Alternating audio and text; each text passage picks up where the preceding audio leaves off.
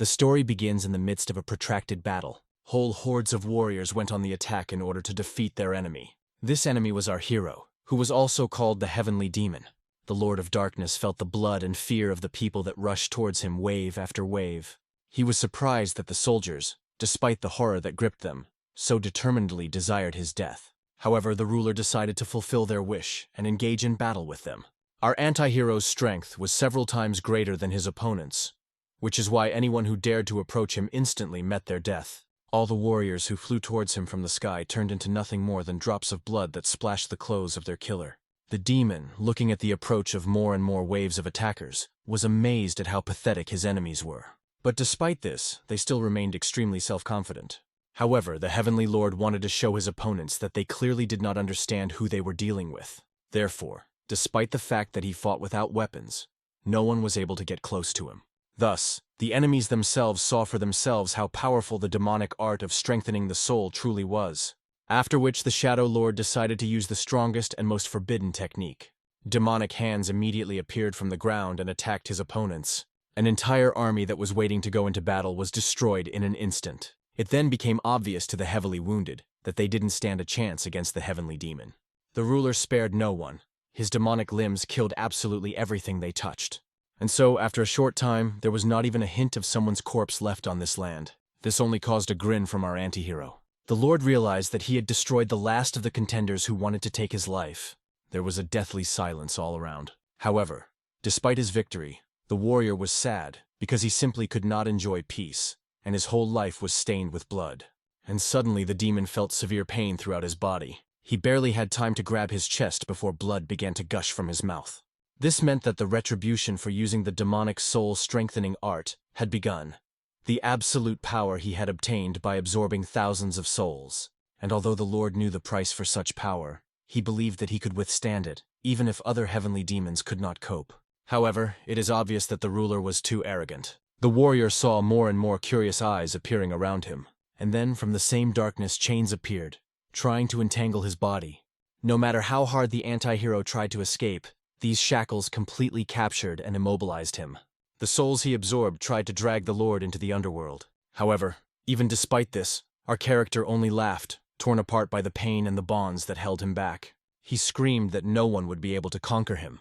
However, suddenly, as if out of nowhere, a mysterious sphere appeared. As soon as she touched the warrior's body, everything was filled with white light. After which his body began to gradually disappear, disintegrating into pieces. And only at that moment did the demon have an epiphany, and he realized that the demonic art of soul strengthening was not just a technique that absorbed the souls of others. The Lord decided in the next life, if there would be one, to take a completely different path and achieve the peaceful and calm life that he was deprived of. And so he was truly spared, and the anti-hero was able to be reborn. Next to him was his maid Soso, who asked her master to eat a little before the food got completely cold. However, our hero was clearly not interested in her request. The young man tried to attack the girl in order to cut off her head with his hand. However, the body of the second son of the trading clan called the Golden Wall was clearly not suitable for this. So his actions only made Soso very angry, who was already tired of tolerating such behavior from the gentleman. While she was screaming and demanding that he go and eat, the guy himself was surprised that he had ended up in such a weak and wretched body. Besides, he could not get used to his face, which had two feminine features. Soon after the maid's persuasion, the young man went to dinner. However, even eating rice became an impossible task for him. He scolded his body while the servants tried to somehow calm and comfort the master. She also made him happy by telling him that an incredibly talented doctor was about to come to see him. However, when even this news did not cheer up our hero, Soso advised him to think more positively. Perhaps this would help his body recover. It was already the 10th day since Baektaesan woke up in such a weak body. Baektaesan was the second son of the most influential merchant clan in Wuhan, returning to the events of 10 days ago. The young man began to realize that he was in an unknown place next to the elderly doctors who were checking his condition. Thus, our character realized that he had entered the body of a person who could not even dress or eat on his own.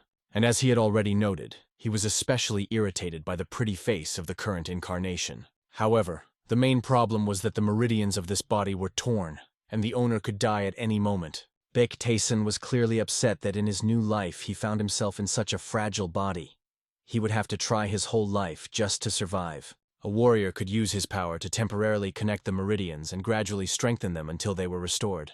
However, the only way to do this is to practice the demonic art of soul strengthening. The problem was where to get these souls. Before, he would have just killed someone, but then he would have had to endure all the suffering he had already endured. But the anti-hero obviously couldn't let this happen, because he had a rare opportunity to start living anew. Moreover, the Lord understood a lot about the demonic art of strengthening the soul just before death. For example, if he practices the art in this life, he will be able to reach a completely different level, an unimaginable power that no heavenly demon has ever possessed. Therefore, turning to the maid, the young man explained that he would like to take a walk. She was already happy and was ready to take the gentleman to any place. However, when our hero announced his intention to go to a brothel, the girl's confidence diminished. The servants were very surprised and also very embarrassed. Realizing that she would not be able to go there, she suggested sending Kyungwon along with the master. Baektae-san had never brought up such a topic before, so the maid was surprised. However, our character promised her that he would behave normally, and even invited her to go with him and see for herself. But the obviously embarrassed girl immediately refused. And when evening came, the warrior was already ready to go out.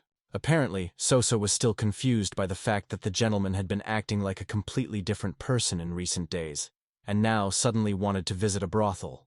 However, the hero himself, as if nothing had happened, looked around, not understanding where his bodyguard, who was supposed to accompany him, was. The maid only modestly explained that the protector would come very soon, because all that Kyungwon did in his free time was train in order to protect his master. Moreover, Soso expressed hope that the gentleman would not be too strict with himself. Apparently, our character didn't understand how this related to his current intentions. However, the girl saw that Baektae-san was acting as if he didn't care anymore. She thought that a little hope for recovery wouldn't hurt, at least until the doctor arrived. The anti-hero saw that this girl sincerely cared about him, because he learned to feel the emotions of other people after he ended up in this body. However, her worry and concern were not so bad. Suddenly, the young man felt that his bodyguard had already arrived. From behind the gate came the sound of quiet footsteps and an overwhelming internal energy. The stunned maid, who had not sensed the warrior's approach, kept wondering how the master had understood this. And then the doors opened, and the warrior stood before his master. The defender immediately bowed and greeted Baektae-san, as it had been a long time since the master had last called him. Looking at Kyungwon, our hero knew that this man was far from simple. He had such pure energy that it was even hard to imagine that he was an ordinary member of the squad. Baektae-san could literally feel how much he had to overcome to get to where he was now. This meant only one thing. The Golden Wall clan where the young man lived was clearly not such a simple trading organization. Eventually, the two mounted their horses and set off on their journey. Finally, Kyungwon stopped and informed the master that they had arrived. The travelers found themselves near the Fragrant Flower House, one of the 3 best brothels in Wuhan. So the bodyguard led the horses away and then brought the gentleman to the entrance. However, the defender decided to wait for him outside. Obviously, our hero was not satisfied with this decision.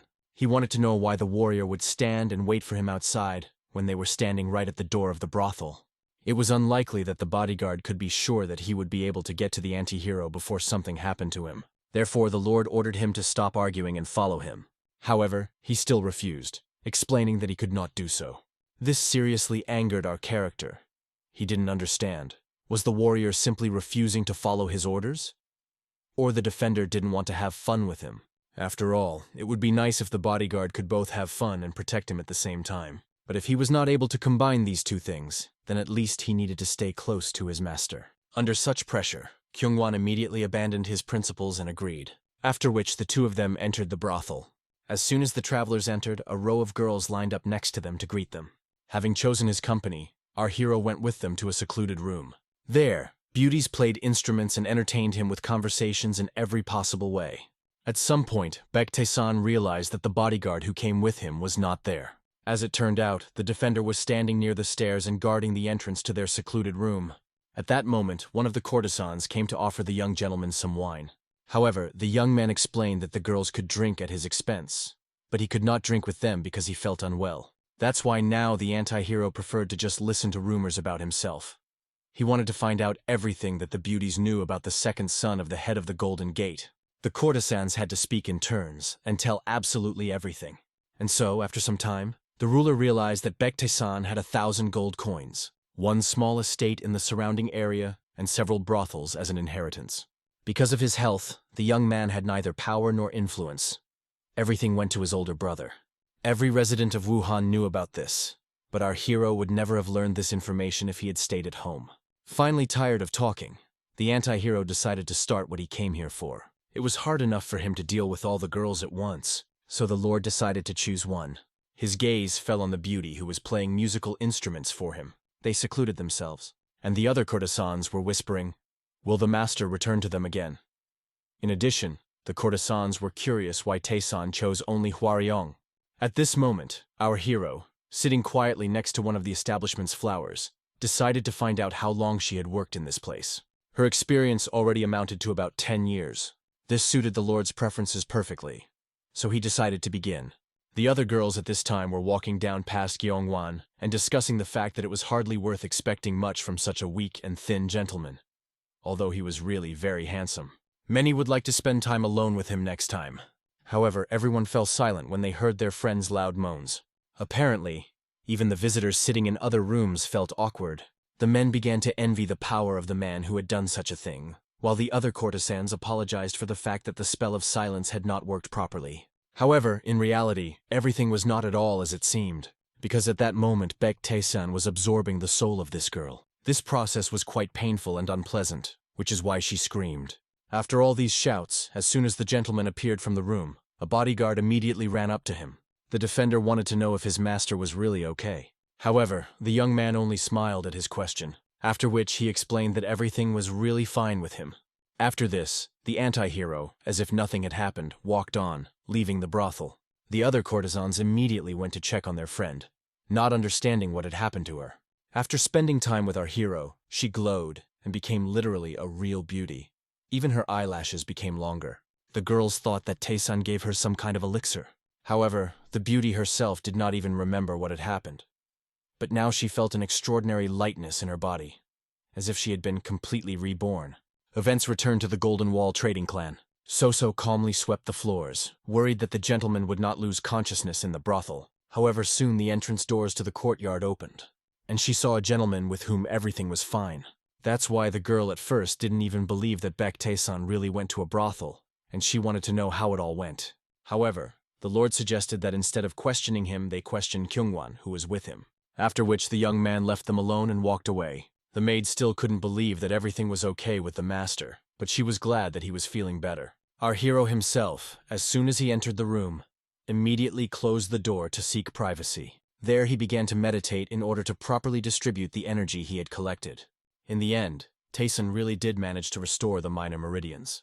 Although it seemed to him that he would achieve much greater results, this was already a good start. Just before his death, the anti-hero realized something about the demonic art of soul strengthening. If you kill people and absorb their souls, there will be side effects, and eventually the body will almost simply collapse. He needed to cleanse the negative emotions from the souls of living people and absorb their bad energy. This was the most powerful kind of soul energy, the very essence of demonic art. Because the stronger their emanation, the better the effect. Mr. Peck tried this on a courtesan who had gone through all sorts of hardships in life, and thanks to this, he achieved a certain result. However, the whole problem was his body, because it was worse than he expected. This meant that for some time he would have to visit brothels more often. And so, when our hero returned again, the courtesans immediately flew up to him, happy that he was visiting them again. Everyone was glad of his company, because Taesan was the son of a respected family and a handsome man. Moreover, after spending the night with him, the girl looked much more beautiful the next day, so everyone looked forward to meeting him, considering him the best man in the area. The beauties immediately asked if he had chosen a companion for himself this time. However, the owner of the fragrant flower house was clearly not satisfied with this guest. She was unhappy that he had been coming to them for several days now. After all, they tried to improve the sound insulation, but nothing helped. And every time the anti-hero came, all the girls flocked to him like moths to a light, which is why the soundproofing simply didn't work. And the other clients were extremely unhappy. Besides, it seemed strange to her that someone who was one step away from death would suddenly start behaving like that. She was also surprised why he came to them, and not to the brothel owned by his trade guild. The Phantom Shadow, the head of the establishment's personal spy, suggested finding out how the Golden Wall clan was connected to this. However, the lady knew that if they started digging under the merchant guild, they would get into big trouble. They needed to focus their attention on the gentleman himself. because she wanted to find out what happened when he was alone with the girl. At this time, Baek Tae-san looked at the girls with whom he had already spent the night. However, he knew that he had to act big this time. That's why I asked that absolutely all the girls be brought here. However, as it turned out, the best flowers had already been collected here. The rest were already unworthy of our hero's attention, as the flower manager considered. However, the Lord was clearly not sure of this statement. He noticed the girl he was interested in, and immediately declared that he himself decides who is worthy of his attention and who is not. When the gentlemen passed by the courtesans, they were offended, because they thought that there was no one in this place more attractive than them. However, unexpectedly, Taesun approached a girl named Danyong. He decided to spend the night with her this time. The other beauties couldn't believe that our hero chose the worst of them, so they decided that he had rather specific tastes. The anti-hero was not at all interested in their conversations. He led the girl after him. The Lord felt that she had an extremely high amount of negative energy, and she was literally the person he was looking for, although it was dangerous to try to absorb all that negative energy. After he managed to connect the key minor meridians, Baek Taesun was willing to take such a risk. So, with the help of her soul, he intended to restore the main meridians. However, as soon as he entered the room, the young man felt something strange. So, smiling slyly, he immediately called his bodyguard, and as soon as he approached, the gentleman decided to borrow his sword for a while. After which, the anti-hero immediately threw it to the side, where the spy watching him was hiding. The sword pierced the ceiling, and at first the bodyguard did not understand the master's actions. However, blood began to flow down the canvas. Our hero understood perfectly well that this man was still alive, so he asked Kyungwon to deal with it. At that moment, the courtesan shook with horror, looking at the blood spilling across the floor. However, Taesun asked her not to worry and assured her that the bodyguard would take care of everything. After which he warned the beauty that today he would squeeze every last drop out of her soul. Events moved to the Yong clan. The bodyguard came to report to her mistress that the young gentleman had obviously gone to a brothel the previous night. The girl wanted to know what they called him now in this very house. The bodyguard of the Yong clan was even embarrassed to talk about it. However, she did say that he was called the Night King, Lord of Flowers, and unrivaled lover. Hearing this, the lady immediately ordered that she be taken to the fragrant flower house. She was to meet Baek Tae-san immediately. After all, she was the only daughter of the clan, and also the bride of the hero himself. Somewhere around this time, the bodyguard, having dealt with the criminal, returned to escort the gentleman home. However, suddenly the defender felt a strange energy around his master. He, calmly looking at Kyungwon, demanded to know what he did with that assassin. And although the man was surprised by the gentleman's unusual aura, he still replied that he had put this assassin in prison. Having praised him for his work, our hero decided to return home, because he wanted to rest a little. And so, as they walked in silence, Kyungwon asked himself many questions. Was this really the young master he knew? It wasn't just the aura that Disang had been emitting lately. After all, the gentleman even had enough skills to detect and then wound the assassin. It felt as if he had become a completely different person. However, the defender did not dare to say anything, so they simply continued on their way. Baek Taesun had been thinking all this time that he had already managed to restore one of the main meridians, as a result of which his feelings and body as a whole had significantly improved. There were still 6 more to go. He had a long way to go. At least he wasn't a complete scumbag anymore. It is unlikely that the young man could ever have imagined that he would be happy about such little things. But apparently he really has changed a lot. However, now the anti-hero was more interested in something else. He saw a girl in front of him, whom he didn't exactly know, but he didn't understand why she was looking at him so intently all this time. The beauty herself, having come closer, decided to find out whether the gentleman had visited the brothel today. Taesun was sure that he hadn't seen the girl before, but she probably knew Baek Taesun, so now he didn't know how to answer her. Yeon Haran herself believed that perhaps Baek Taesun was acting this way because he was unhappy with their engagement and was thus trying to push her away. And only at that second did our hero realize that he was engaged to this girl. She came closer and grabbed his hand, promising that she would never leave him. In return, she asked that Mr. Baek not abandon her either. The Lord had absolutely no idea what she was talking about. He had never met her, so he explained that he had never pushed her away. This brought a genuine smile to her face. She was happy that Taesun had finally acknowledged her feelings. It became obvious that she was the kind of person who heard what she wanted to hear.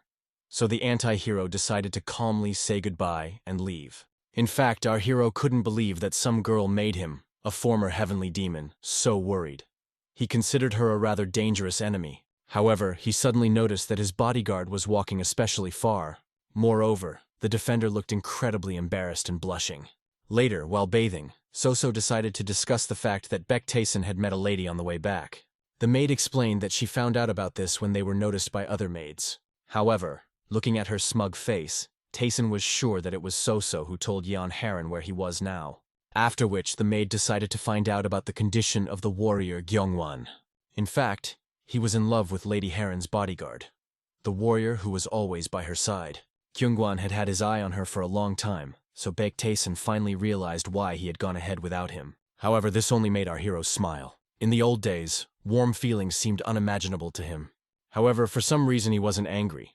Most likely it was because his soul and Baek Taesun's soul had merged. The events moved to late night, to a prison inside the estate of the Golden Wall trading clan. Mr. Peck came there with his warrior, who had already managed to block that assassin's meridians for a while. However, the defender understood that this vicious man could do anything. But the anti-hero was not frightened by such a warning, so he asked to be let in to see this warrior. One look at him was enough for our hero to realize that the prisoner's body was filled with negative energy. As is known, the most dangerous souls were possessed by the assassins. However, the power of this soul was undeniable, which meant that the Lord could gain a lot from it. Once he had restored one of the main meridians, he could try to suck the negativity out of his soul. To do this, he needed to be alone. However, Kyungwan was extremely worried about his master, not wanting to leave him alone with such a dangerous man. But Taesun didn't even see the benefit of having Kyungwan nearby. He couldn't even sense the presence of this spy. But the defender still tried to explain that this was something completely different, and it was too dangerous for the young man to be alone with the assassin.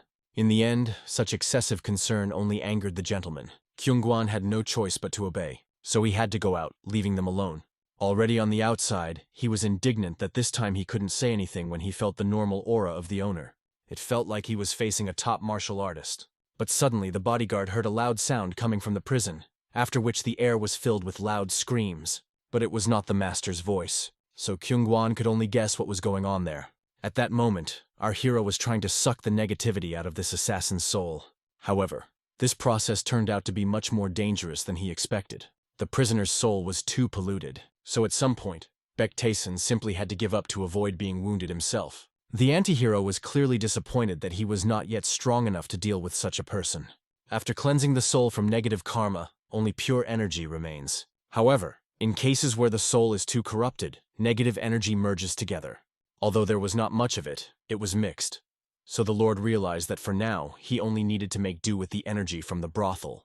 The events moved to the fragrant flower house. The head of the establishment was clearly worried. The spy had not shown up for a long time.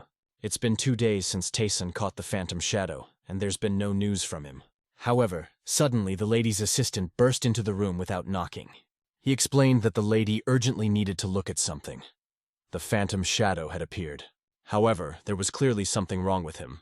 It seemed like he was literally suffering from some unknown pain. Frightened, the woman immediately ordered his acupuncture points to be checked. Therefore, the assistant immediately hit the man in order to check his body. However, only after receiving the blow did it begin to turn into rot and spread across the floor. Both the assistant and the lady walked away in horror, not understanding what was happening to him. In just an instant, the phantom shadow turned into bones, and his entire body, muscles, skin, and organs, turned into stinking rot. Obviously, the woman understood that the young gentleman was to blame, and decided to take revenge on them. And then she immediately ordered that Danyong be called to her. The assistant reminded that they were preparing to send it to the leader of the Crimson Dragon sect. However, the lady decided to send her to Baek Taesun instead. The assistant warned that if they did so, the Crimson Dragon sect would come after them. If this man finds out about this, he will raze everything here to the ground. However, the lady knew about this, so she wanted to cancel the deal. For now, the Fragrant Flower House intended to send a gift to the second young master. So after some time, a strange rumor about Taesun began to spread in the Fragrant Flower House. If you spend a night with him, the next day the person becomes more beautiful, as if he was reborn. Besides, everyone who spent the night with him wanted to be near him all the time. That is why he was called either a deity who descended to them from heaven, or a magician who used forbidden spells. Such talk began to spread like wildfire. At first, people still thought that these were just stupid jokes of bored flowers. Danyong was one of them, but now everything had changed. That's why she wanted to serve him, because all the rumors about him were true, and perhaps Baek Taesun really did descend from heaven to them. When the head of the courtesans heard about this wish, she thought that perhaps Danyong had fallen in love with the young man. I even thought that perhaps Tayson decided to pay off her debt so that she would serve him. However, this was not the case. So the lady reminded that until now, until the beauty had paid off her debts, she belonged to the fragrant flower house. So she should curb her pride and begin preparing for the visit of the head of the Crimson Dragon sect. However, soon for some reason everything changed, and she found herself at the doors of the Golden Wall trading clan. Danyong thought that she would be forcibly dragged to the leader of the Crimson Dragon. But in the end, she ended up where our hero lived. However, she was still worried. Would Baek Tae-san accept her? After all, it was possible that he would simply consider her spoiled. And despite this, she wanted to meet him again. At this time, the anti-hero sat quietly in his room and meditated, until he was distracted from his meditation by someone's knocking. The maid explained to the young master that guests had come to see him, and as soon as the doors opened, he noticed a familiar face. The lord remembered the girl's name, so he asked Danyong to come in. She immediately greeted the young master, bowing. The beauty explained that she would like to become his servant, which is why she came to him so suddenly. He gave her a life she never dreamed of, so she wanted to dedicate it entirely to Tayson, and hoped that he would allow her to do so. The young man quickly noticed that the girl looked completely different than before. Apparently, this was due to the fact that he had cleansed her of negative emotions, after which our hero turned to the maid, learning that she was sleeping in the pavilion where all the servants lived. Therefore, he demanded to find another place and stay there to live with Danyong. Moreover, their house had to be close to his chambers. So couldn't believe that the master was actually going to keep the girl as a servant. However, it was indeed his decision. After which, calmly saying goodbye to them, Baek Tae-san left. What surprised So most was that such a beautiful girl wanted to be a servant. Besides, the gentleman had been acting very strangely lately, and she was worried that the matter was that he might die soon. The events moved to the House of Falling Flowers, one of the 3 best brothels in Wuhan. As soon as the anti-hero found himself here, he immediately liked the local name. Moreover, he was looking forward to the moment when he could obtain the spiritual energy of the local flowers. The bishop warned his assistant that he would be coming here for some time. However, suddenly someone addressed the young gentleman who was about to enter. It was the leader of the Crimson Dragon sect.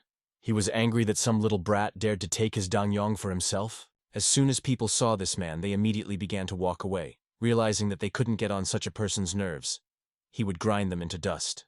Our hero himself did not understand what to do with this man until the warrior warned him who he really was. Kyungwan also explained that the sect he led was not the orthodox group that had settled in the area. However, Tayson considered them to be just bandits, some kind of pathetic parasites who dared to take such a formidable name for themselves.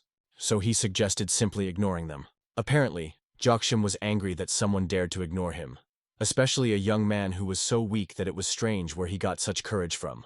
However, Baek Tae-san was clearly angered that this man dared to speak about him like that. The anti-hero immediately woke up to his essence from his past life, because he himself was not delighted with his fragile body. However, he certainly did not think that some scum of society dared to point this out to him. Jokshim himself laughed that even after all the words he said to Tae-san, he could not even answer him. For this reason, our hero decided not to retreat anymore and instructed Kyungwan to deal with the rest of the accompanying warriors. He himself decided to deal with the leader. Kyungwan was a little worried, because he had to neutralize 2 fighters at once. Besides, they were clearly trained warriors, clearly not weaklings. But despite all the lord's determination, Jokshim was indignant, believing that Baek Tae-san had hired a bodyguard only to appear more courageous. He even offered to forgive the young man on the condition that he give him Danyong back. However, our hero refused and reproached his opponent for talking too much. He even asked where the man had made his mouth so masterful. Apparently, this was a rather ambiguous hint. Jokshim lost his temper. He pounced on the anti-hero with his fists, wanting to give him what he believed was the long-awaited death. And even if he didn't kill him, he wanted to at least spoil Tae-san's precious little face. As soon as Jongwan saw that such a strong enemy was approaching the lord, he immediately rushed towards him. However, it was obvious that he would not have time to help him. However, at this time the lord slowly, calmly stretched and raised his hand in order to put up a block. Thus, he hit the man with such force that he immediately lost several of his teeth. And even though the attack was strong, our hero did not put all his energy into it.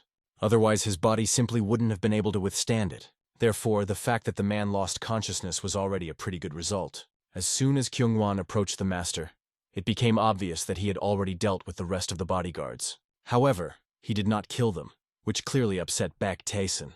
The anti-hero asked that in the future, the assistant not be so naive, kill them and follow him. However, this was not his last task. They had to cover up this incident. Therefore, our hero asked that if an investigation began, Gyeongwon take the blame for the murder on himself, since the ruler clearly did not want to attract unnecessary attention to himself.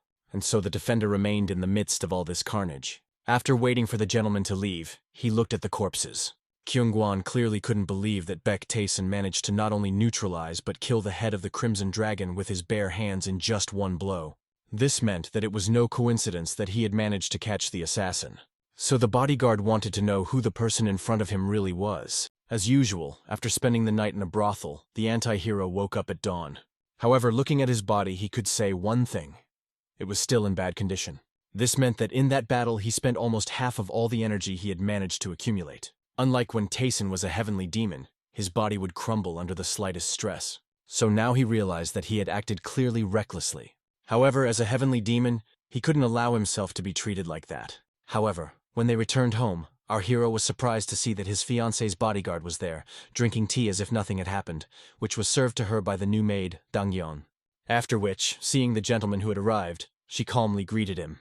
However, the ruler quickly glanced first at the girl, then at the mug in her hands. He expressed doubts, realizing that it was unlikely that she had come here just to drink tea. And the young man was indeed right.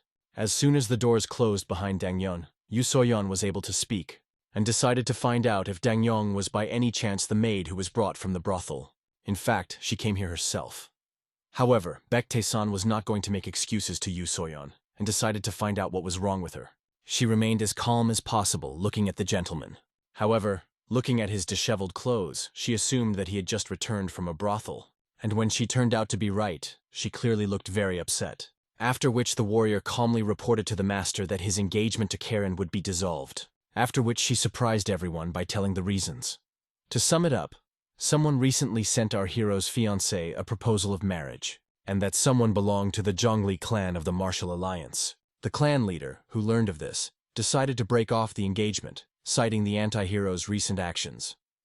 However, the final decision had not yet been made, and the young lady was extremely against the idea. However, it was obviously quite difficult for her to resist in the current situation, but Taesun clearly doubted that Yu Seo-yeon had come to him to tell him about this. He suspected that she had been sent here because they were afraid that the Jongli clan might harm him, and he turned out to be right. The young lady asked her to protect the hero. Baek Taesun was not surprised by such a request. The people of the Jongli clan were vile bastards, abandoning other clans and fleeing during the battle with the heavenly demon, so the lord was surprised that they were still alive. In any case, what was more important was that Yu Seo-yeon would now protect him. He was even interested to know what this girl was capable of. Events moved to late night. Our hero was finally lucky enough to find a worthy person, so he was glad that today he would be able to restore another main meridian.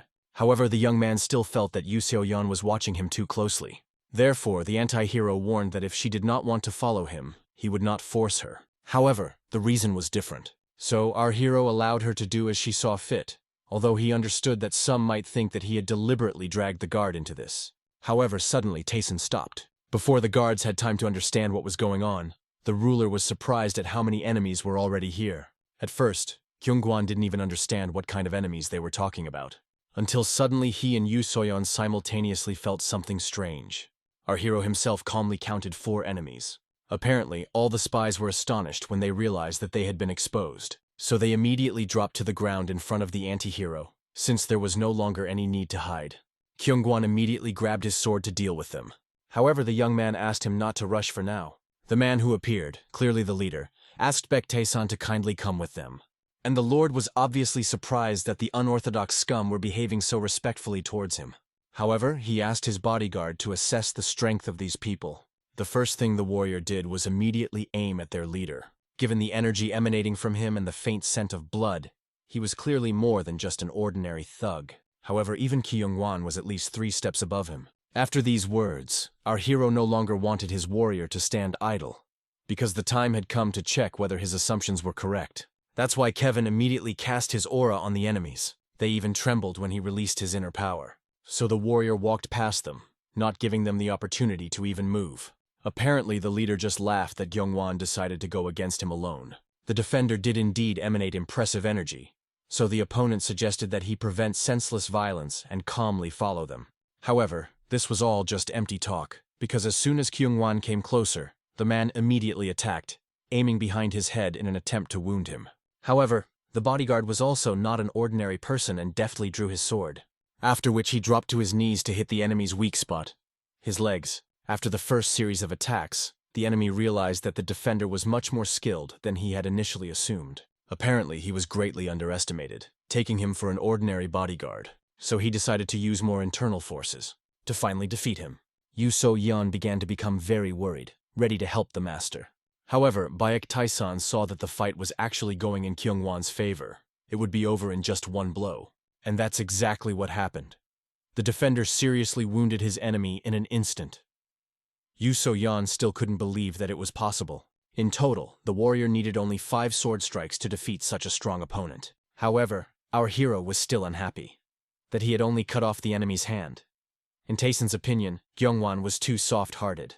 Yu So-yeon herself was amazed, because although Kyungwon had always been strong, until recently, he had not possessed such power. Therefore, she even thought that Mr. Baek Taesan gave him some kind of elixir. However, at that moment, the thoughts were interrupted by the order of the young master himself to deal with the rest of the enemies. The Lord had several questions, so there was no need to kill them. Just block their points and meridians, rendering them harmless. Having received the precise order, the girl immediately rushed into battle. Since the opponents were still under the pressure of Kyungwon's aura, blocking their meridians was not a problem. However, the warrior still could not notice where the third of them was. Suddenly she heard the loud piercing cries of Kyungwon, addressed to the master. And then Yu So-yeon realized that apparently one of the enemies had managed to pass by her. At that moment, the spy was heading straight for the young master's throat with a dagger. But the anti-hero was very lucky, because Kyungwon arrived in time and was able to neutralize this enemy. But our hero was still unhappy with his actions. He didn't understand why Kyungwon decided to save him instead of pursuing that assassin.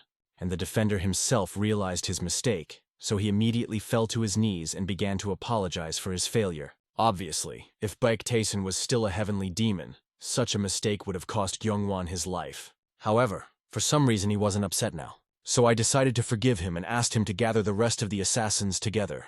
And so, looking at these people, the Lord decided to find out what to do with them. Killing them would be the best option. However, they asked for mercy, ready to answer all questions. However, when it came time to actually tell something, everyone fell silent, as if they had kept their mouths shut. So Taesan gave the order to kill them, and yet they immediately confessed to everything. The assassins explained that they were from the Crimson Dragon sect, sent here by order of the deputy leader. This morning they beat up a man who refused to pay protection money and then trashed a hotel for serving them too slowly. Obviously, it was all a bit ridiculous, so our hero found their words a bit funny. But he decided to spare their lives and take them with him as long as they kept saying that. Apparently, the guards found it hard to believe that the anti-hero was going to go to a brothel even after what had just happened. However, he really was crazy. Within half an hour, he was in the house of pleasure. Therefore, the warriors had a difficult fate: to stand behind the door, guard the master, and listen to the groans coming from inside. The sounds were so loud that Yu So-yeon cautiously thought that perhaps they needed to check on the master. However, Kyungwon understood that such sounds were normal and explained that they just needed to wait here until the morning. The warrior noticed this strange reaction in response to her question, and guessed that something similar happens here every time the young master comes. Finally, when morning came, Baek Taesan finally came out of his quarters in the brothel. However, he did not understand why the captured spies were still alive, since he had clearly ordered to kill them if they stopped talking. As it turned out, they never stopped chatting. During this time, Kyungwon managed to find out that they were ordered to deliver our hero to the lair of the Crimson Dragon. As for the assassin who managed to escape, his true identity was known only to the leader of the sect, and the Lord himself understood that he was clearly special and definitely not an ordinary practitioner. Ordinary bodyguards definitely would not be able to cope with such a person. However, Kyungwon turned out to be much stronger than they expected, which became the decisive variable. If the Jongli clan was behind the attack on him, then it was too obvious a move. Therefore, Taesan, in order to think things over, suggested returning to the clan's territory and ordered that the spies be taken with them. As soon as they reached the estate, the anti-hero immediately threw the spies into prison.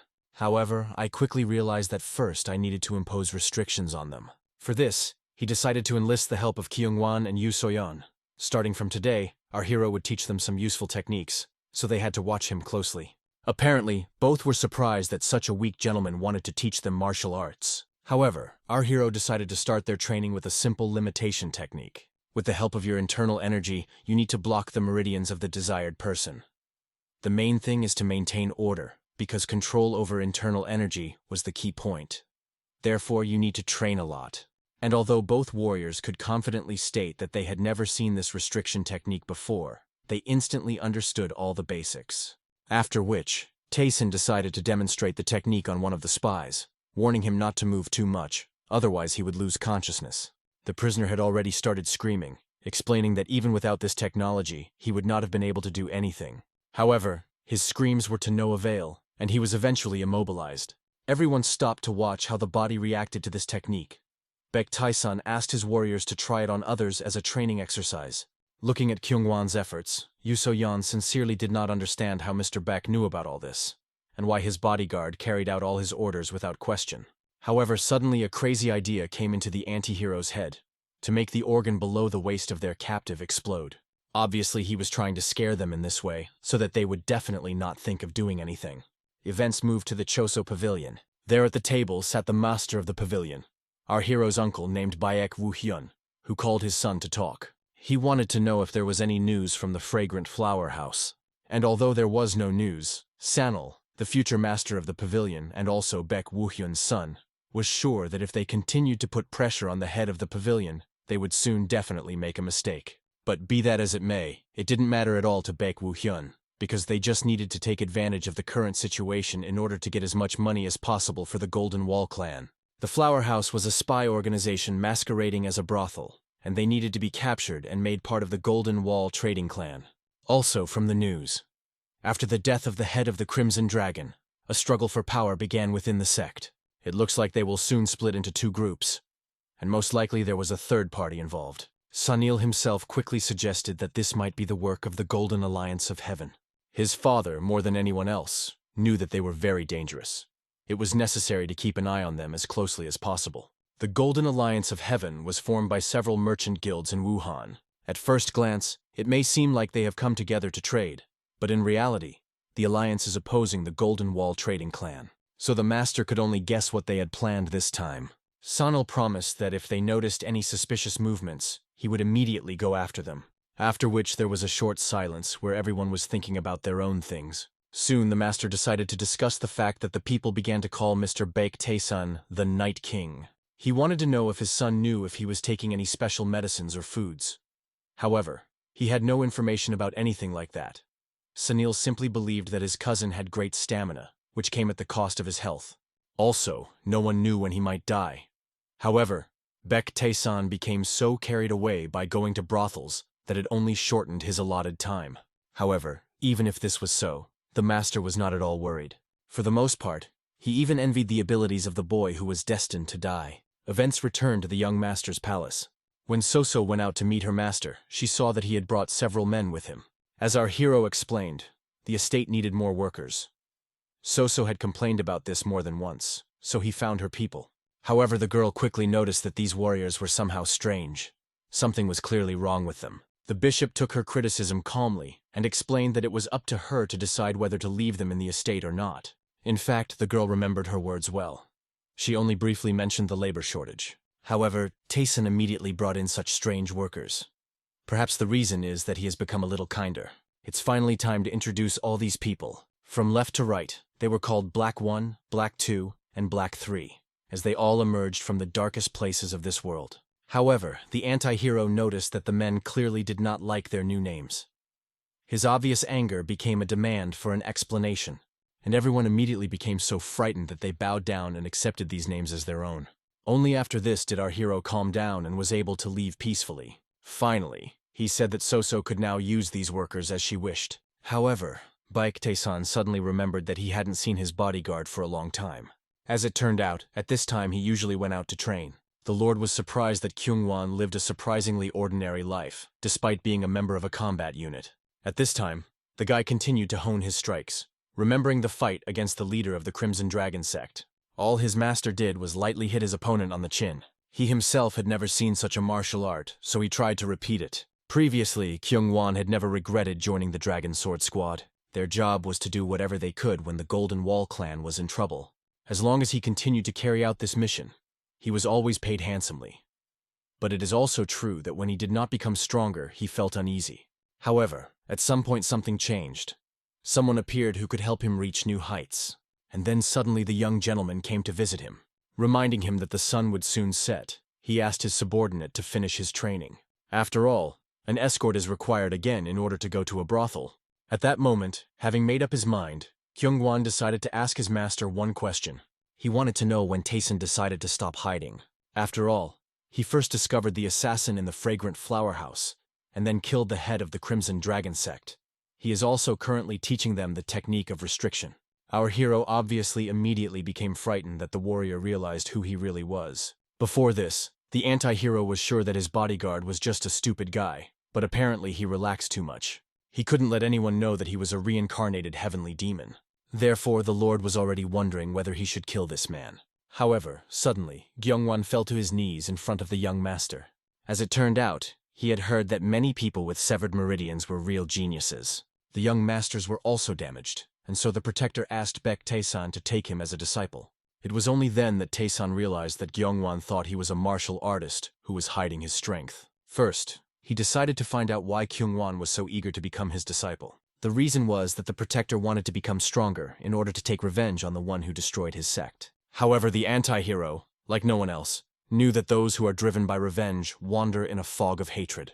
Kyungwon needed to find the strength within himself to follow his own path. Besides him, there were countless people in the world who had lost their sects, so he was just one of many. Our hero also knew that people whose actions are dictated by emotions quickly run out of strength, and when their feelings fade, they inevitably give in and disappear. Therefore, the Lord asked Kyungwon to focus on the desire to become stronger. After that, he would be able to take revenge at any convenient moment. Watching the departing gentleman, Kyungwon grasped the wisdom of these words, so he bowed and promised to listen to them. After which they all went to the brothel together, as if nothing had happened. Baek Taesan looked closely at Yu Seo-yeon, who was quietly following behind them, after which he asked Kyungwon to stop acting so shyly and to go up to the guard and talk to her calmly.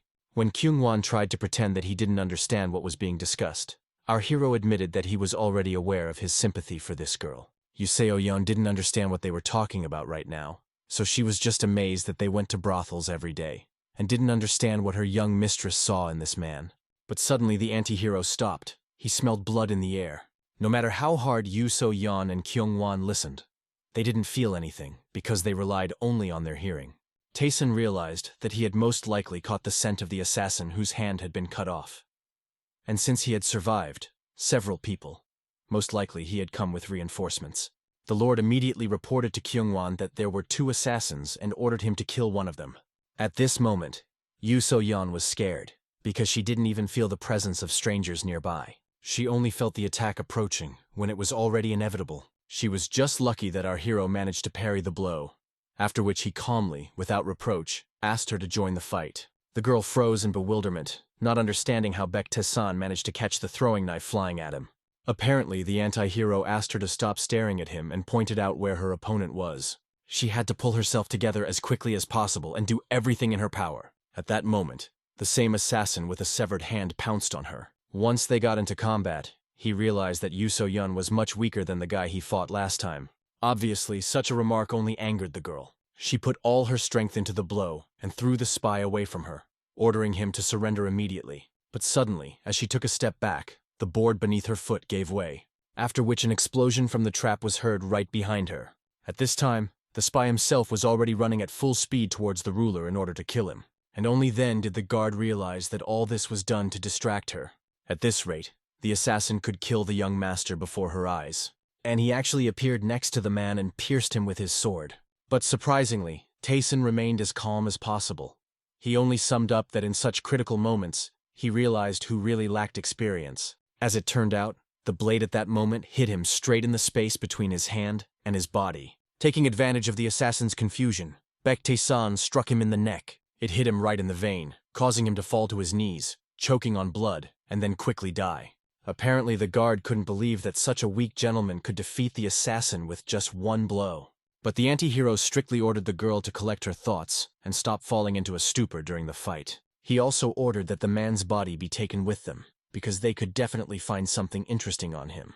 As soon as the girl approached the man, she immediately realized that he died instantly, and Baek Tai-san had only hit him once in the right spot. Therefore, looking back at our hero, it even seemed to her that perhaps she had met someone who could change her life. This meant that she had to stay by his side at least until she figured out what technique he had used. After which they went back to the brothel. Our hero concluded that Yu So-yeon was too weak to protect him. That's why he wanted her to train with Kyung-won from now on. The guard was already happy that Taesun would take her as a student, after which she also thought about training together with Kyung-won. But suddenly she realized that Kyung-won was not there. They forgot him at the place where they fought. However, the Lord knew very well that this man could take care of himself, and in a fight against such weak enemies he would definitely not suffer. Kyung-won's battle dragged on because the enemy was stronger than he expected. However, the defender was glad that he managed to defeat him quite quickly. But looking around, he realized that there was not a single living soul around. So the bodyguard was left wondering where everyone had gone. The events moved to the Choso Pavilion, where the master learned that our hero brought corpses to the brothel. This became known to many people, and the head of the clan was obviously indignant. Before this, he wanted to calmly absorb the fragrant flower house, but now everything has become much more complicated. Also, as his son found out, there weren't many marks on the bodies, so they couldn't establish their identities. Furthermore, the Crimson Dragon sect stated that they had no choice but to go and deal with Mr. Baek Tai-sun. But they still denied knowing the identity of the person who ordered the murder. The master understood that most likely they simply could not admit that they were trying to avenge the murder of the sect leader. They needed to deal with this incident as soon as possible, because now too many people were interested in what happened. At this rate, it could even have a negative impact on the clan's reputation, so it was decided to do everything in their power. Moreover, Master had been leaving Baek Tai-sun unattended too often lately. He had even heard that he had started feeling much better lately. Even his son couldn't believe that his cousin would become even healthier after he had spent so much effort. So he thought that perhaps he had taken some kind of miracle elixir. And the master himself did not know the answer to this question, so he could only watch and wait, thinking about the mysterious changes in his nephew. At this time, the ruler gathered all his subordinates to have lunch. However, they did not begin the meal, believing that it was forbidden to eat before the young master. This reminded Tai-sun that they were his subordinates, and he himself had allowed them to eat with him. After which the anti-hero ordered that from that moment on, they would have every meal at the same table. At that moment, his faithful servant told him the good news that the divine physician had finally arrived. It was a famous healer who could restore even severed meridians. However, our hero was sure that he could cure his illness if he went to the brothel a few more times. These words only angered Soso, who believed that he could not restore energy faster if he wasted it. Not wanting to argue, the Lord decided to find out when the doctor would arrive to him. As it turned out, he was already in Wuhan and had a separate residence. However, he was supposed to visit soon to inspect the place where Baek Tai-sun lived. And Tai-sun became interested in the identity of this doctor, since he once knew a similar person. This person turned out to be a white-haired guy who was already looking down from a high cliff at the Golden Wall trading clan, like a predator looking out for prey.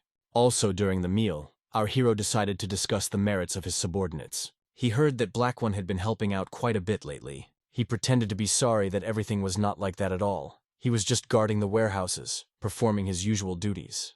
However, the anti-hero turned his attention to Black 2 and Black 3, asking them to try harder at their work. But suddenly, one of the subordinates noticed that the gentleman began to look much more handsome. This was not mindless flattery. He really did become much taller and more muscular. However, the ruler was greatly offended by such words, which is why Black One immediately swore not to say another word about his appearance in order to avoid punishment. But Baek Tai-sun understood that Black One was actually right, because he was not as pale as before. He had definitely gotten much better, which meant it was the effect of the soul-strengthening demonic art. Regardless, he needed to gather as much soul energy as possible. By this time, the healer had finally arrived at the walls of the Golden Wall clan. The chief manager of the clan was already standing there, waiting for the divine healer. He immediately bowed upon seeing the young man, and explained that it was a great honor for him to finally meet him. He just smiled, asked not to delay the greetings, and explained that he needed to meet with his patient, so he asked to be taken straight to him. As they walked, the healer noticed that the estate located in the clan was simply amazing in its grandeur.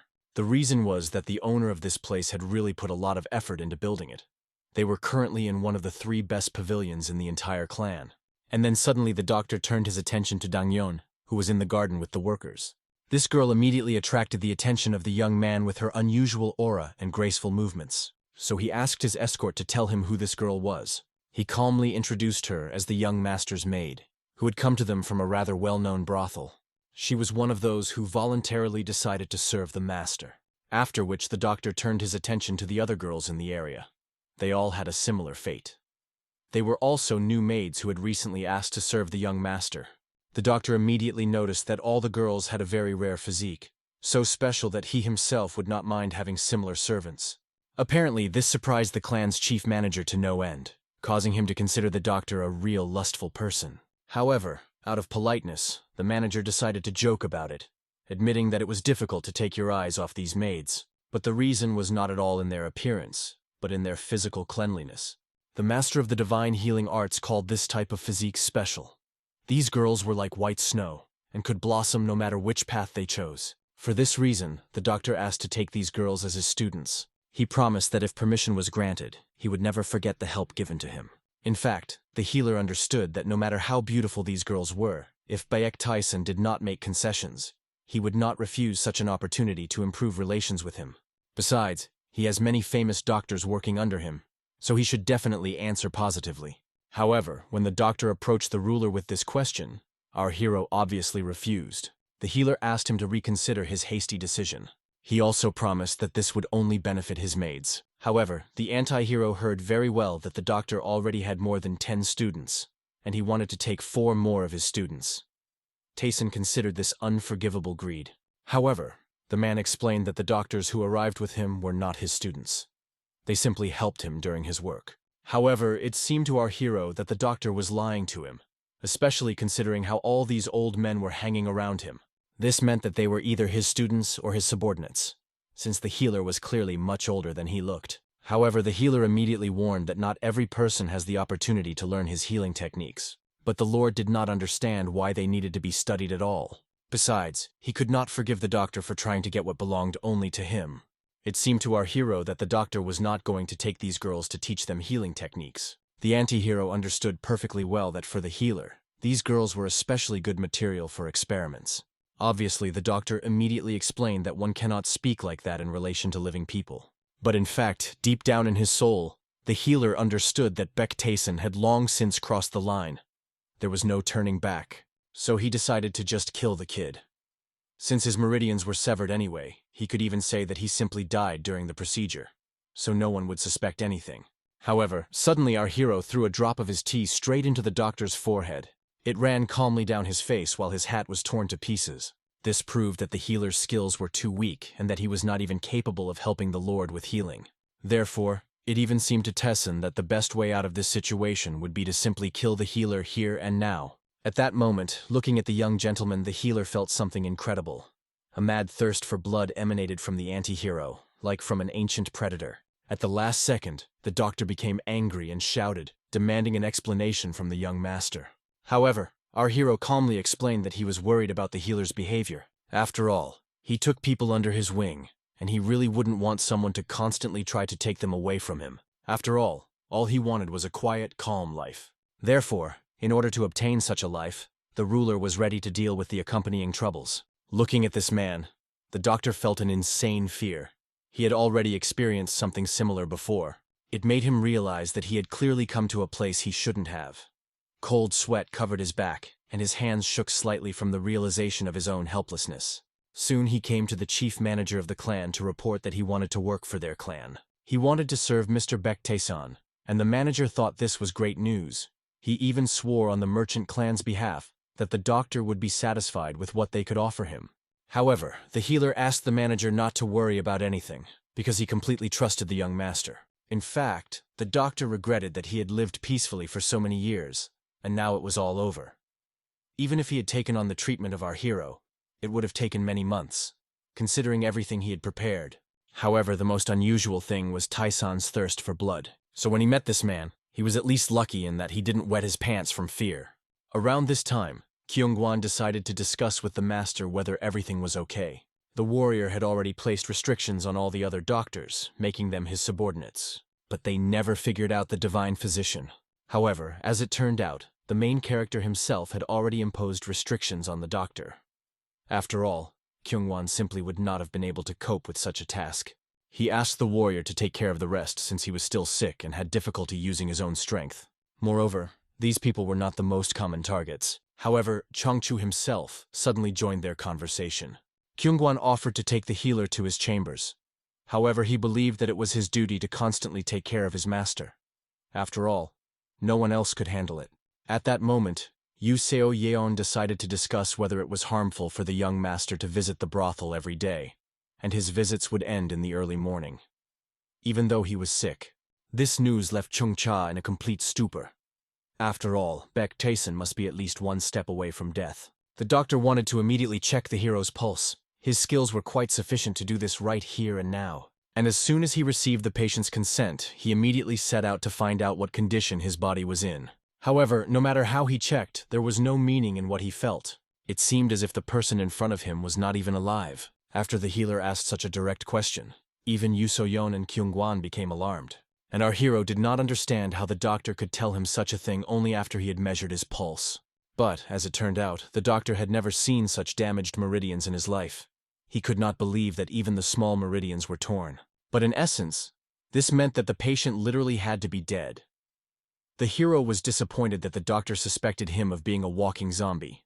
Because of this insult, Kyungwon even suggested blowing up the organs that were located below the healer's waist. However, Chungchu apologized for his rudeness, but explained that Baek Taesun was in critical condition and needed immediate treatment, or things could get much worse. Before giving his answer, the hero wanted the doctor to put his life on the line, thereby proving the seriousness of his concerns. However, he refused, because his care for the hero was his direct responsibility, and he could not risk his life. However, the doctor could say for sure that all his conclusions were correct, and he really did not understand why the hero was still alive. However, since he was not willing to put his life on the line, the hero ordered the doctor to simply shut up and follow him. And apparently, Chongcha had no choice. However, despite his outward calm, he was still very worried about how Baek Taesun could even move. To begin with, he decided to find out from the gentleman how he even knew about his existence. The healer even thought that the gentleman might be a member of some kind of cult, or maybe the entire Golden Wall trading clan was actually a secret branch of some cult. However, these conversations angered the hero, and he explained that he had no idea what cult Chongchu was talking about. He also scolded the doctor for telling everyone he met about some cult. Although this didn't bother our hero much, he could continue to tell whatever he wanted, because he was interested in finding out how long someone who couldn't keep his mouth shut would live. And only then did Chongchu realize that he had relaxed too much, and had even forgotten himself for a moment. All he could do was apologize and shut up, realizing that what he was saying could even cost him his life. The events moved to the chambers of the divine physician. Sitting in his room, he recalled what had happened. After watching Baek Taesun all night long, he heard those sounds coming from the room where the hero was. This meant only one thing. He really had been doing something naughty all night long. But what is more surprising is that although the girls here were not as pure as the girls from the estate, there were still quite a few in the brothel who had the physique of physical purity. All of them spent the night with Baek Taesun. This meant only one thing. He definitely knew the technique that could transform an ordinary physique into physical purity. Most likely, he had been doing exactly that for the past 6 hours. And obviously, Chongcha had many questions for Baek Taesun. But for now, he needed to make a good impression on him and gather information. At that moment, Soso entered the doctor's chambers to report that the master wanted to see the divine physician.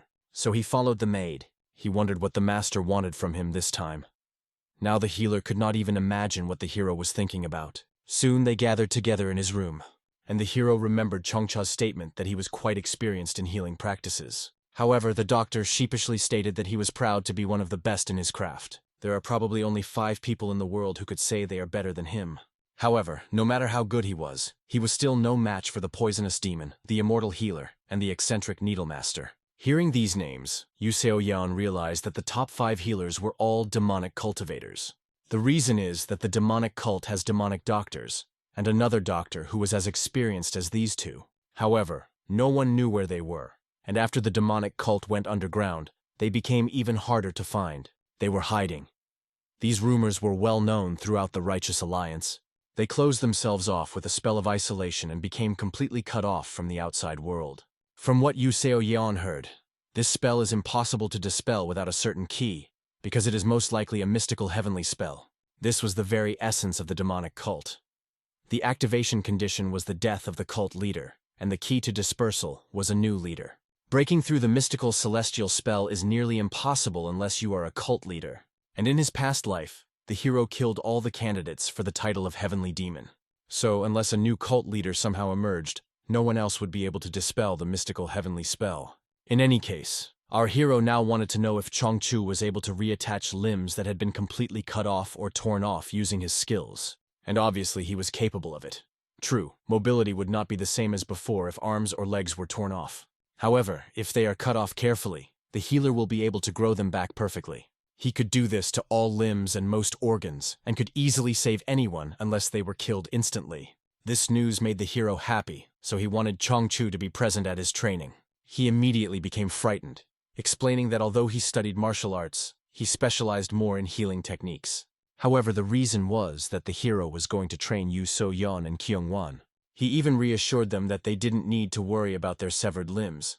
The main thing was to protect their heads, because the best way to become stronger was to fight for real. And they can learn a lot if they fight like they want to kill each other. It was only at that moment that they realized that they would need a doctor. The hero asked Chongchu to make sure that none of his guards would be harmed or die. However, Kyung-won was worried that during their training, his master would be left completely unprotected. But as it turned out, he had no intention of coming out for the next month.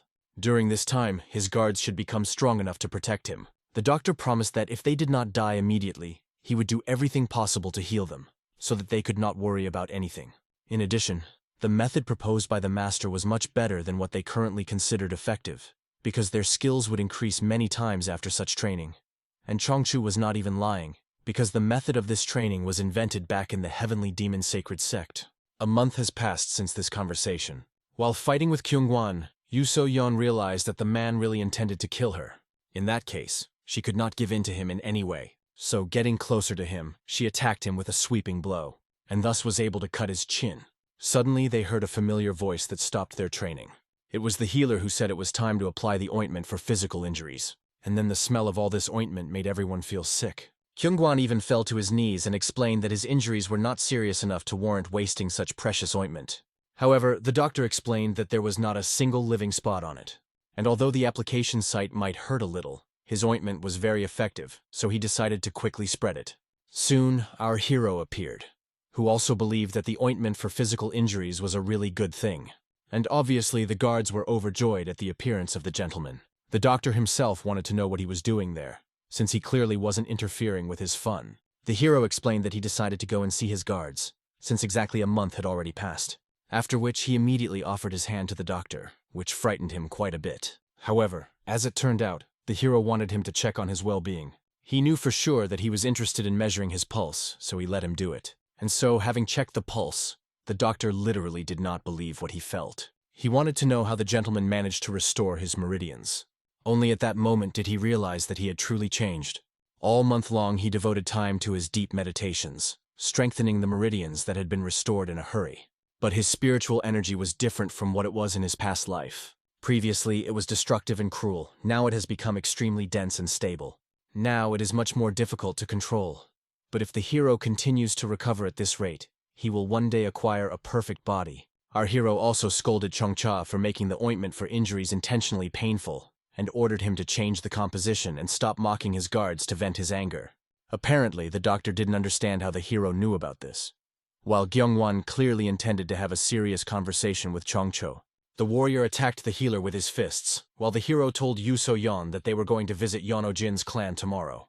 Yu So-yeon believed that the hero wanted to prevent the dissolution of the engagement with the young lady, but it turned out that the jungle clan had sent him a message and said that they wanted to meet them there. Soon, Chongchu provided the hero with some information about the jungle clan. However, he was clearly not satisfied with the depth of information. The healer tried to explain that his subordinates had to go through a lot to find out this information, because it was really difficult to get information about a respected clan. However, our hero immediately noticed that lately Chongchu had been settling in too well. He began to argue that he had to look after his two guards and treat their wounds with his special ointment. Allegedly, he was so busy that he would need at least 2 people. And then the hero decided to split him into 2 parts to fulfill his wish. Apparently, such a terrible proposal seriously scared this man. Every time Baek Taesang said something like that, it was like he was going back in time. These words of the hero reminded him of the time when he was still in the Heavenly Demon Sacred Sect. At that time, the sect always sent groups to different places to collect information, each of which disguised itself as people of different professions, such as security guards, merchants, or doctors. Most likely, Chungchu was a doctor, so Baek Taesan wondered if he had seen this man in his past life. Chungchu also admitted that he was interested in how much the hero became interested in the clan. He asked if it was because the clan's daughter was a real beauty, and the hero couldn't argue with this, because Yeon Haran really was beautiful. Moreover, this girl reminded him of someone from his past life. Noticing that Baek Taesan was deep in thought, Chungchu tried to distract him. He suggested taking more bodyguards with them to the meeting for their own safety. However, Baek Taesan found him too timid, and explained that there was no need for this. After all, the hero was more than confident that dealing with the Jungle Clan would be as easy as pie. He remembered how when Baek Taesan was still a heavenly demon and all the other clans seemed to be losing the war against their sacred cult, only they decided to flee from the battle. The hero even chased them down to crush such cowards into dust. But they still managed to escape, and he heard that they kept their noses down for quite some time after narrowly escaping destruction. That's why now the hero really wanted to see how arrogantly and haughtily they would behave. Events moved to the Yong clan. There, Father Karen appeared before the hero, looking incredibly surprised. He realized that the divine healer was truly incredible, because he saw that the hero's body was in much better condition. However, Baek Taesan knew that he still had a long way to go to fully recover, but he was confident that he would achieve his goal. Hearing this, the leader laughed, because so much time had passed since their last meeting, that he even had the impression that he was talking to a completely different person. However, this time things got a little more complicated, because the Jungle Clan decided to see things through to the end. They refused to acknowledge the engagement with Harin. They are most likely trying to lure Baek Taesan into their net using various methods. For example, they will humiliate him in front of Karen. Most likely their ultimate goal is discord between their clans. The hero promised that he would try to solve this problem. In fact, it was just like the Jungle Clan to use it as an excuse to start a conflict, and then take over both the Golden Wall Trading Clan and the Yong Clan at the same time. It only meant that these cowardly people hadn't changed at all. Having finally spoken with the chief, the hero decided to go out to his bodyguards. However, suddenly someone blocked his path, and this was the youngest heir of the Jungle Clan, named Jongli. Although the guy had not yet introduced himself, the hero quickly realized what kind of person he was. For this reason, he remained silent. Hearing no reaction to his greeting, Jongli just laughed, thinking that the hero was not only incapable of anything in bed, but was also deaf and dumb. After which he ordered him to introduce himself, and even offered to teach him manners. Immediately after these words, everyone who came with the hero grabbed their blades. The guard and Kyungwan did the same. Jongli, as if nothing had happened, suggested that the hero talk in a more private setting, since he knew of a nice, quiet place nearby. Our hero just smiled, deciding to find out if he would mind being left alone without any companions. And then, realizing what the gentleman was getting at, Kyungwan warned him that it would be better not to even think about killing this man. But he just laughed, considering that even the hero's bodyguard was incredibly arrogant, and offered Kyungwan to spar with his warriors, hoping that he would hold out for at least a few minutes. The hero agreed to this idea. His warriors had just recently finished their training. At this point, our hero and heir left their bodyguards. However, the jungle warriors immediately warned that although this was a sparring match, they were not going to hold back. That's why they asked not to blame them for their death, because they were just unlucky today. The doctor watched the developing events closely. He immediately realized that the guys from the elite squad were up against the guards, so he wanted to see what success Kyungwan and Soyeon had achieved. However, realizing that it would most likely be dangerous nearby, I decided to move away. Around this time, Jongli finally brought the hero to a secluded place. He thought the place was beautiful enough for them to have a quiet conversation without prying ears.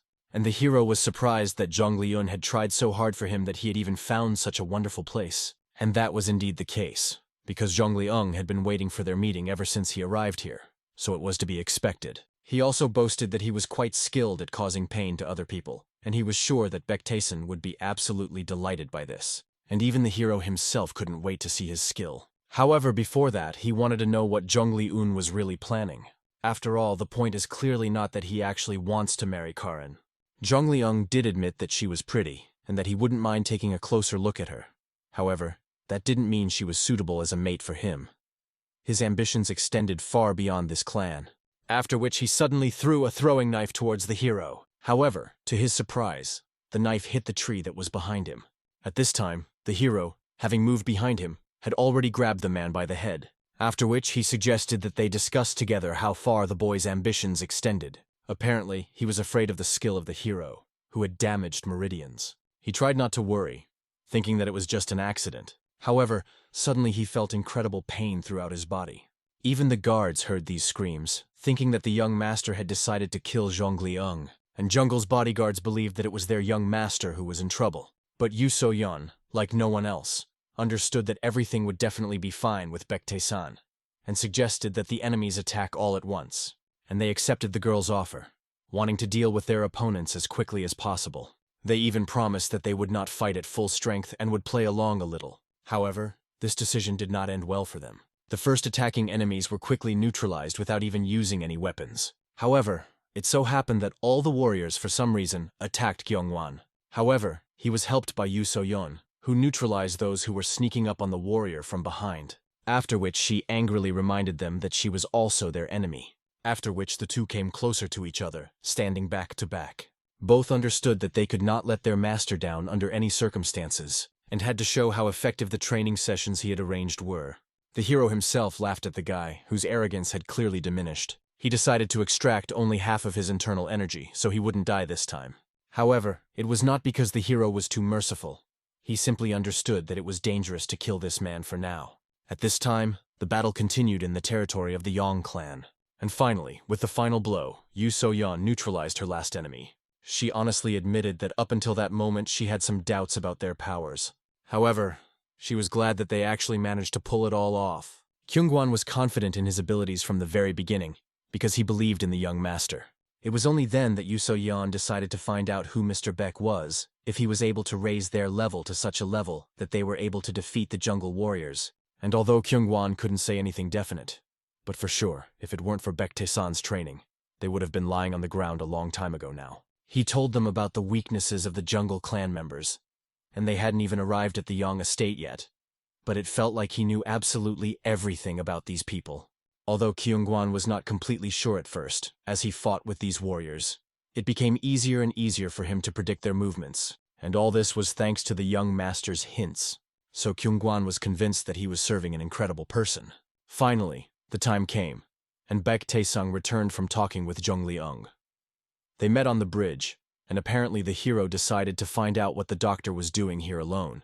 As it turned out, he had to leave, because he couldn't help in the fight anyway. However, the hero was more interested in why his people hadn't yet dealt with such trash. The healer realized that they were talking about the jungle warriors, and warned that they were all respected warriors of the clan. However, the gentleman was not interested in such trifles. He realized that Kyungwon and Yu So-yeon needed to train more, and ordered Cheonchu to train them twice as hard after they returned home.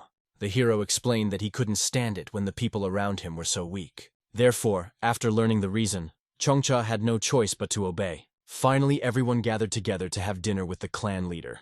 However, the leader quickly noticed that Jongli had clearly lost all his confidence, and eventually he could no longer ignore his strange behavior. He decided to discuss what happened when they had a private meeting today. Yeon Harin, who heard about this for the first time, immediately became worried about whether everything was okay with her fiancé. However, the hero explained that he was completely fine, which was visible. After which he answered the head's question, and explained that they had an extremely interesting conversation. They even opened their souls to each other. And obviously the frightened Jongli also confirmed the hero's words, not even daring to look up. However, this made Baek-tae-san angry.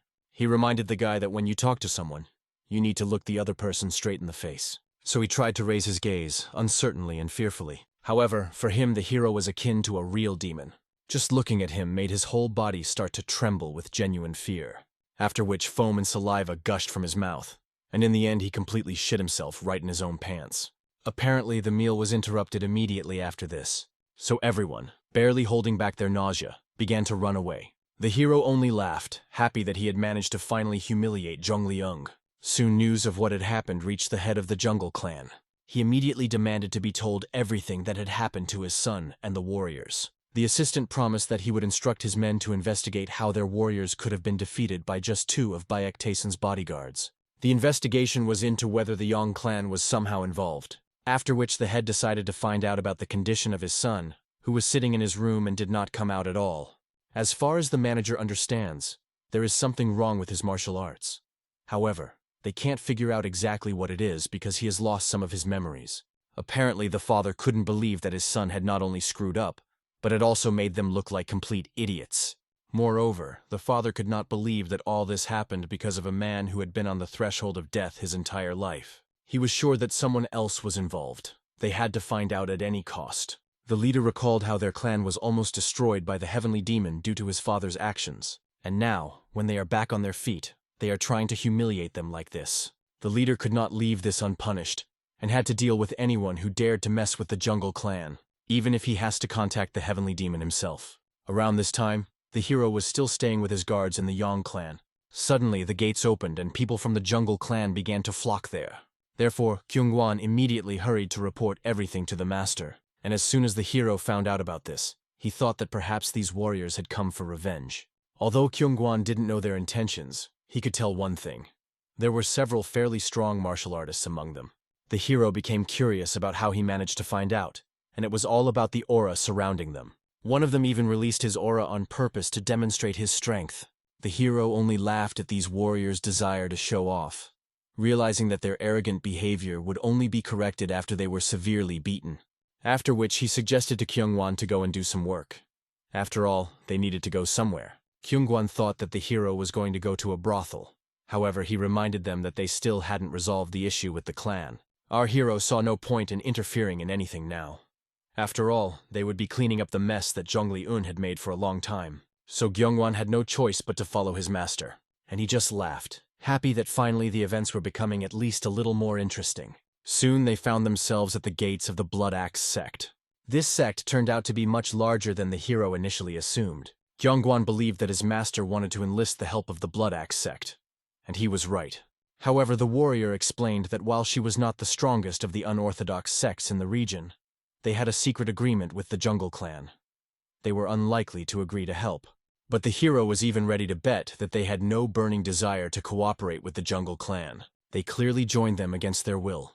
Most likely it was because they were not strong enough, and this was a common thing in Murim.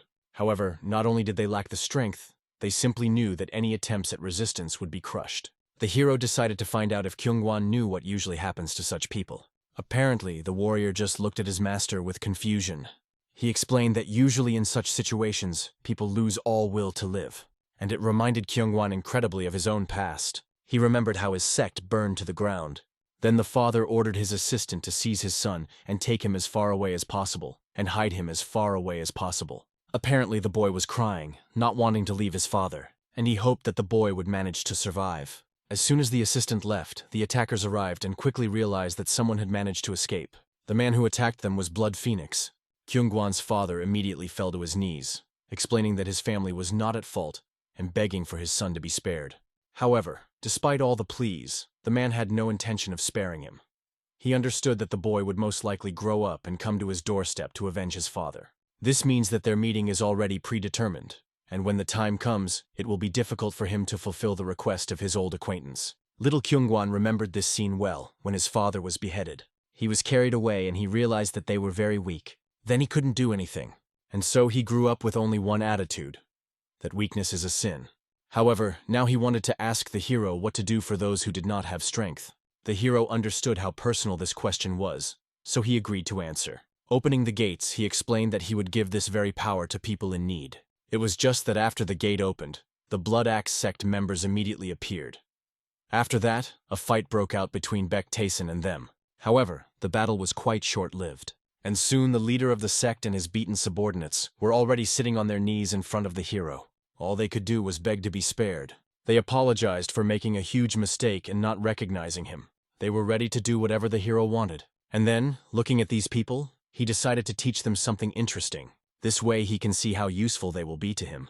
However, he warned that he would not be so kind and would beat everyone here if they dared to pay tribute to the jungle clan even once more. However, the head of the sect noted that they would still die if they did not pay this tribute. The events are postponed to a few days later.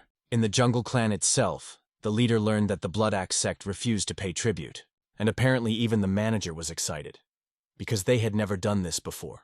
The leader could not understand how those people who collected the tribute so calmly accepted such a refusal. And in this matter, everything was not so clear-cut. Because, refusing to pay tribute, the sect was incredibly confident in its decision. The clan leader decided that perhaps they had asked some third-rate craftsmen to help. For this reason, the manager suggested sending an elite corps of warriors there to sort things out. The boss knew it was the best decision. However, he was indignant that it happened when they were having particular problems with money. Having agreed to send a detachment, he ordered that they ensure that any sect would forever remember who their master was. Currently, their elite squad was together with the third young master at the training ground, so the manager immediately went to convey the order to them. The leader was still indignant that someone from their clan could disgrace themselves so much. At times like these, they simply cannot show weakness. Instead, such resistance must be completely eradicated, so that they never dare to raise their heads again. At this time, the hero was calmly walking around his territory. Suddenly, Kyungwon decided to ask the hero if everything would be okay. After all, they forbade the sect to pay tribute, so the jungle clan will definitely do something in response. Moreover, if they find out that the hero told them about the weaknesses of the clan, then they will also be in trouble. However, the hero understood perfectly well that now all sources of income for the jungle clan were blocked. So now they clearly had no time for showdowns with the trading clan. Most likely their position was now greatly shaken. But Gyeongwang knew that this clan was still extremely influential. If they sent their troops, it was unlikely that any unorthodox sect would be able to survive. But, as it turns out, that's exactly why they're going to meet people who can deal with them. At first, Kyungwon didn't understand what his master had just said. However, as it turned out, by this time they had reached the Donghae Security Transport Company. Apparently, seeing the gentleman go straight to the security company, Kyungwon was completely confused about his plans. But soon they approached the guard who was on duty at the entrance, and the hero told him the purpose of the visit: to meet with the master. He warned that their master does not accept just anyone. However, the hero only got angry because he clearly didn't look like just anyone. Therefore, passing by, he immediately ordered the guard to take him to the master. Before following, Kyungwon apologized for Baektae-san's rudeness, after which he followed him. And so the warrior, who had no choice left, was indeed forced to take these two to the master. However, just before the doors, he asked them to wait a little. He needed to warn the gentleman that guests had come to see him. It was also necessary to state the main purpose of the visit. The hero realized that he hadn't come up with it yet, so he asked the guard to wait a bit. Tired of waiting after several minutes had passed, he warned that the gentleman would not be able to meet if he continued to invent a reason. However, the hero had already remembered what he wanted, and asked to convey that he wanted to send something through the mystic moon. After they were left alone, Kyungwon awkwardly went over in his head what this even meant. Soon he wanted to ask directly what the mystic moon was. However, before he could say a word, the head of the trading organization himself ran up. Bowing down, he immediately introduced himself as the owner of the business and expressed his respects to Baektae-san, after which he asked him to come inside to talk in person. And obviously, looking at what had happened, Kyungwon did not fully understand what had just happened. Once inside the building, over a cup of tea, the hero decided to find out how many people he could mobilize right now. And it turned out that they had 6 main bodyguards and 60 rank and file. The hero asked to tell them all to get ready. He also wanted the old man to gather the main bodyguards in a separate place. He needed to discuss something with them, and without asking any unnecessary questions, he agreed. Soon, the hero appeared before all the bodyguards and during the conversation gave them instructions. Until the very end, Kyungwon did not understand what his master was doing here. Because although these bodyguards were strong enough, it was still not enough to resist the jungle clan. By this point, his briefing was over, and he explained to the soldiers that they would now be helping the unorthodox faction fight against the jungle clan. And everyone immediately bowed after the master's command. The hero himself decided to go on a mission with them. Kyungwon believed that their goal was an unorthodox unification. However, the hero insisted that it would be the bodyguards who would fight. Kyungwon tried to explain that they were still facing the jungle clan, so he decided to help the soldiers when things got too bad. But this decision only evoked a condescending smile from the hero. So, as they were walking quietly, he decided to ask Kyungwon a few questions. For example, could he beat the owner of this business? Kyungwon could tell for sure after fighting this old man. However, he thought that he was about the same level as him. In terms of the bodyguards he saw, Kyungwon considered himself to be much more skilled than them. However, according to the hero, he was mistaken, which put him into a kind of stupor. The hero understood that Kyungwon still had a long way to go to reach the level of the main bodyguards, and their master was much stronger than the warrior himself, because there are many more things to look for in order to determine a person's strength than he now assumed. After all, they were all members of the heavenly demon's sacred cult, but no one knew about it. The hero managed to find out the location of some of the cult members thanks to Chang Cha's investigation. Moreover, they found out that they were disguising themselves as bodyguards. But it doesn't matter, because they still don't know who Baek Taesong really is. Now that they have heard about the Mystic Moon, all they can do is submit completely. In addition, these warriors hid their strength very well. So without permission to work as bodyguards, they cannot be too strong. Then Kyungwon was scared, and wanted to know when the hero managed to establish contact with them, because it was really amazing. But the hero thought that this was one of those things that children shouldn't know. Although this phrase sounded strange towards Kyungwon, who was much older than Baek Taesong, they followed further to test Kyungwon's abilities in battle, and the warrior thought it was strange. But as it turned out, although they would not fight the troops, the two of them would deal with their leader. Events moved to the Blood Axe sect. One of the elders came there to extort payment from the chief. However, the leader still didn't want to have anything to do with the Jungle Clan anymore. The elder thought that they had gone completely crazy and thought that they could defeat them. In turn, the members of the sect believed that they were trying with all their might to maintain their sanity. It was better for them to shit their pants than to continue serving them. Hearing this sentence, the elder quickly realized that the person behind this riot was the same person who had beaten up young master Jongli. Moreover, he suddenly felt some unusual aura nearby, coming from outside. So he ordered his warriors to deal with the sect and leave one warrior alive to ask him a few questions, after which he went outside to sort out what he had felt. After all, the elder had fought countless times, but had never experienced anything like this. All his feelings seemed to go crazy in an instant, and these feelings were warning him right now that he was in great danger. And as soon as the hero saw the elder, he immediately realized that the old man had keen feelings, since he felt it. And the old man obviously looked quite strong. This meant that even though the clan had weakened considerably, the elders were still at a certain level. From one glance, the old man quickly recognized that in front of him was Baek Taesong, who was apparently behind all of this. But the hero decided not to give him a direct answer, believing that even so, the old man would not be able to remember anything. The old warrior was angered by the youth's insolence and decided to cut off a couple of his limbs, believing that after this, his behavior would change dramatically. And after these words, Kyungwon immediately stepped forward. He warned the old man that he would not even have a chance to come closer to his young master. At this moment, the elder felt that the energy he had just felt came from this guy, but he didn't look that strong. Moreover, this energy could not possibly have come from Baek Taesong, given his state of health. So, grabbing his blade, the old man decided to find out what he felt. Kyungwon immediately prepared for battle, and the hero warned that his opponent was stronger than he expected. Therefore, the hero wanted to know how long Kyungwon could last in a fight against him. Only then did the warrior admit that his body was already shaking due to the enemy's aura. He had not expected him to be so strong. However, he would continue to fight with all his might. And the hero praised him for such a determined attitude because the best way to become stronger is to fight someone who is stronger. The old man was clearly amused by the fact that these two were talking too much, as if for people who were about to die. Having understood everything, the first thing he decided to do was to cut off Kyungwon's head in an instant. However, to his shock, the boy managed to block his blow. So the old man retreated, knowing that it was a pretty good maneuver, but prepared a more powerful attack to check whether the warrior would be able to block it. However, to his incredible shock, the warrior's blade withstood this attack as well. The bodyguard himself, despite his hands shaking with fear, finally began to see the movements of his enemy. The old man became angry, not understanding how some pathetic bodyguard dared to block his attacks. But no matter how much effort he put into the next blows, there was no particular effect. But apparently, Kyungwon's sword gradually began to fail. The whole reason was that the old man put a lot of energy into his attacks. He continued to attack immediately to prove that no one could defeat him. And after each blow to the blade, it seemed that he was about to die. And then the old man decided to finish him off with another one of his internal energy attacks. He concentrated it, hitting the boy straight in the chest. And as a result, he, bleeding, flew back several meters. However, he did not let go of the sword. And at that moment he finally realized that he understood what tactics the enemy was using. The hero also saw the determination in his warrior's eyes, realizing that the rigorous training had done him good.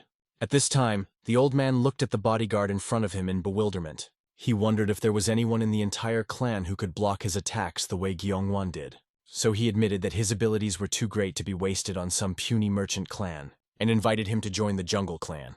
He promised to teach him martial arts personally, because he was too talented to wipe the ass of such a small piece of trash. However, Kyungwon only laughed after these words, and he explained that it was not he who wiped Baek Taeson's ass, but the other way around. After which he calmly made it clear to the elder that his swordsmanship was no match for his master's skill. After all, unlike his master, he saw absolutely all of the elder's attacks. Apparently the old man was angry, considering this boy an arrogant bastard. Therefore, looking at his outburst, I decided not to stand on ceremony with him anymore, and thus raised his sword, severely wounding his shoulder.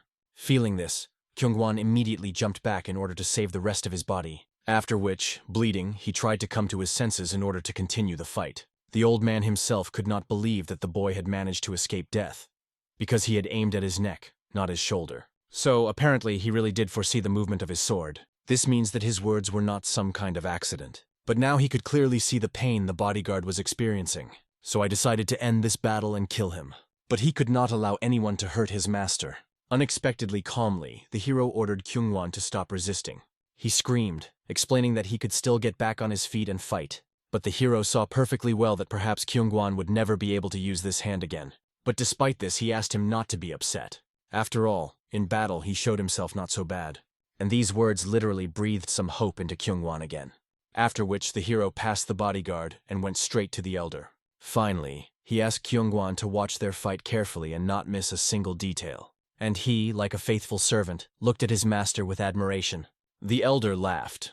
He knew perfectly well that Baek Taeson was on the verge of death due to torn meridians, and he did not understand how he had the courage to raise a sword against him.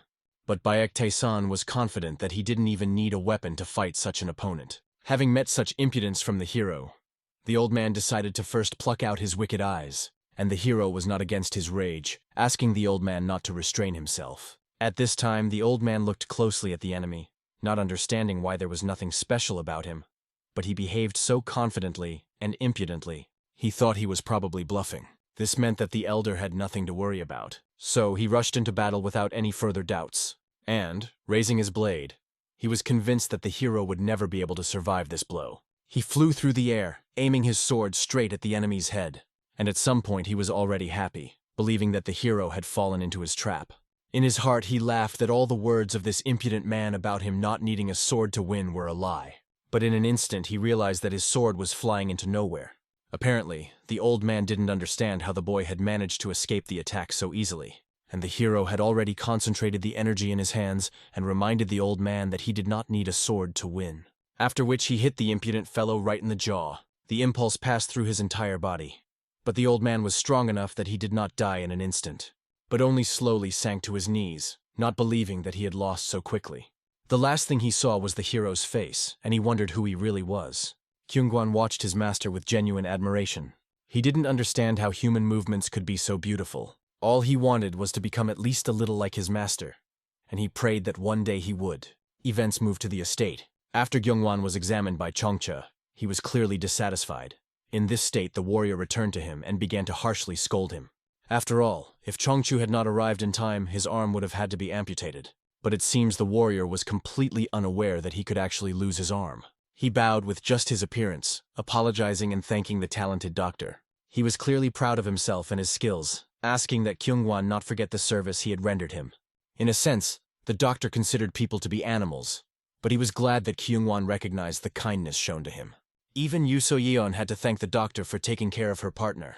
This was the 19th time in a row that Yoo So-yeon had told him this. But the doctor was still dissatisfied. After all, he believed that such gratitude would not be remembered, since people tend to forget about favors shown to them. And yet these two again had to thank the doctor for everything he had done. After which Chongchu turned his attention to the gentleman. He arrived just in time because he had something to talk to him about. He hoped that Baek Tae-san already knew about the lucrative offer that the doctor had recently received. They wanted to give him a lot of money and medicinal herbs. After these words, the hero suddenly stopped abruptly. He looked at the doctor with displeasure, causing a slight tremor to run through his body. But the hero did not scold him in any way. He did not want to stop Chongcha, so he could go wherever he wanted. At first, the healer didn't even understand where the master was sending him now. And as it turned out, the hero allowed the healer to go to the Jungle Clan if that's what he wanted. The doctor tried to explain that he had never said a word about joining the Jungle Clan. He only wanted to serve the hero, But the guy got tired of this falsehood. Instead, he decided to find out if those who survived the battle were cured. While they dealt with the elder, the main bodyguards dealt with everyone else. So the warriors were sure that now the jungle clan would certainly not care about them. It was obvious to the hero that now that their plans had failed, they would strike with full force. However, this was not the important thing. This clan behaved too boldly and openly. This means that someone supports them. This means that they must understand as soon as possible who their patron is. Otherwise, the problems will catch up with them again and will be worse than before. After which the hero decided to find out if the doctor had found what he had been asked for. He asked to bring it to him tonight because he is really curious to know who controls the jungle clan. The events moved to the jungle clan itself. The young lady walked down the corridor, and even the managers bowed. She was a messenger from the House of White Flowers. Therefore, the head immediately ordered her to be let in. As soon as the girl appeared, the leader immediately greeted her. He was really looking forward to her visit. However, as soon as the girl entered, she raised a topic that was unpleasant for the head. That last night one of the elders left this world. She couldn't believe that he had actually died at the hands of some scion of a merchant clan. However, the leader immediately explained that this offspring was surrounded by extremely skilled warriors. He asked the lady to convey to the Golden Heavenly Alliance that there was nothing to worry about now. He would handle it himself. But the lady didn't even let the chief finish speaking. Having explained that the showdown now concerns the White Flowers house, the jungle clan in turn will receive help by providing their warriors. The girl was sure that the hero would soon visit their brothel. Not long ago they spread a rumor around the district, so he would definitely want to come. This rumor was that they were related to the Golden Alliance of Heaven, so this time there was absolutely no way for the hero to escape from them. Events moved to the next day. Everyone gathered around Kyungwon, asking him to stay in the mansion as he would interfere with their plans. However, he continued to convince that he could cope with the current task. But he was eager to follow the master, promising that he would control himself. Then the doctor warned that they would be caught before the battle began, so he suggested using poison. It would help to relax and also immobilize the facial muscles so that the warrior would look calm. It had a small side effect. However, it was not that bad. Apparently, Kyungwon didn't want to take the poison. However, when the hero decided to leave him at home, he even agreed to that. Chongchu immediately took out a huge needle made of hardened poison in order to prick the warrior, after which everyone was left to witness the loud cries of a more than strong soldier. The hero was only indignant at the behavior of Kyungwon and Chungcha, not understanding whether these two would ever become normal people. So Yeon quickly realized that the side effect was that Kyungwon had become somewhat like an idiot, although his muscles had indeed atrophied. But in any case, they were now ready to go to the House of White Flowers. Apparently, this place made Yuso-yeon a little upset. She was disappointed that the gentleman was in such a hurry to get to a simple brothel. However, the doctor explained that this was no ordinary brothel. It was built by the Golden Alliance of Heaven. Yuso-yeon simply thought that ordinary merchants could also run such establishments. There was nothing strange about it. But as it turns out, they were sitting quietly for a while and then suddenly began to expand their sphere of influence. In addition, all of their businesses were set up around the Golden Wall clan. And although they look like ordinary people, all of their workers are experienced warriors. They were so strong that it was difficult to meet such people even in most trading clans. After all, not long ago a rumor began to spread that the White Flower House was connected to the Golden Heaven Alliance. It was as if these people were specifically trying to lure someone here. That's why Chongchu suspected that they were up to something. Yuso-yeon felt like this literally meant that they shouldn't go there, because they were leading their master into a real trap. Chongchu quickly realized that the guard was clearly worried about the master. However, they both quickly realized that worrying about such a strong man was clearly unnecessary. Finally, the hero and his retinue found themselves in the house itself, and immediately one of the courtesans approached, rejoicing that the famous Night King had honored them with his presence. Chongchu only laughed that rumors about the master had reached even here. After which, he asked the girl to make sure that the gentleman would receive the very best. While the healer was leading the girl away, the hero managed to look at the local workers. They were all on the same level as the warriors from the respected clans. As far as he knew, the Heavenly Golden Alliance was not able to provide such skilled people. This means that there is a much more influential patron behind them. This made Baek Tae-san even more curious about what they were planning. Finally, the lady saw off Baek Tae-san and prepared a separate room for him and his companions. Chungchu was delighted by this great news until Yu Soyeon abruptly stopped him. After all, they were supposed to wait at the entrance. This means that they and Baek Tae-san are clearly not on the same path. Chungchu was clearly resisting. so Yu So-yeon even had to ask Kyung-won for help to pull him away. And in the end, all three, with a joint effort, remained outside to wait for the hero. It was in this situation, while waiting, that the doctor was more indignant than ever that he had been dragged to this place. Yu So-yeon quickly saw that something was wrong with her companion. She thought he was not feeling well because he did not look his best. However, it turned out that his medicine stopped working and he experienced some unpleasant side effects. The girl he was in love with magically began to look much more attractive. He could barely contain his cock in his pants. Suddenly, Yu So-yeon came closer to him to take a closer look at Kyung-won's condition. And he literally smashed his head through the wall in order to somehow sober himself up after what he had seen. But when he came to his senses a little, the guy looked at the doctor and quickly realized that this damn divine healer knew about everything. After which, Kyung-won decided to find out where the master was. But suddenly a stranger appeared and explained that the gentleman was in a slightly different place. After which he greeted his tame dogs. Literally the entire brothel security force stood behind this man. The doctor quickly recognized them as warriors of the Jungle Clan, and realized that the brothel was in cahoots with them.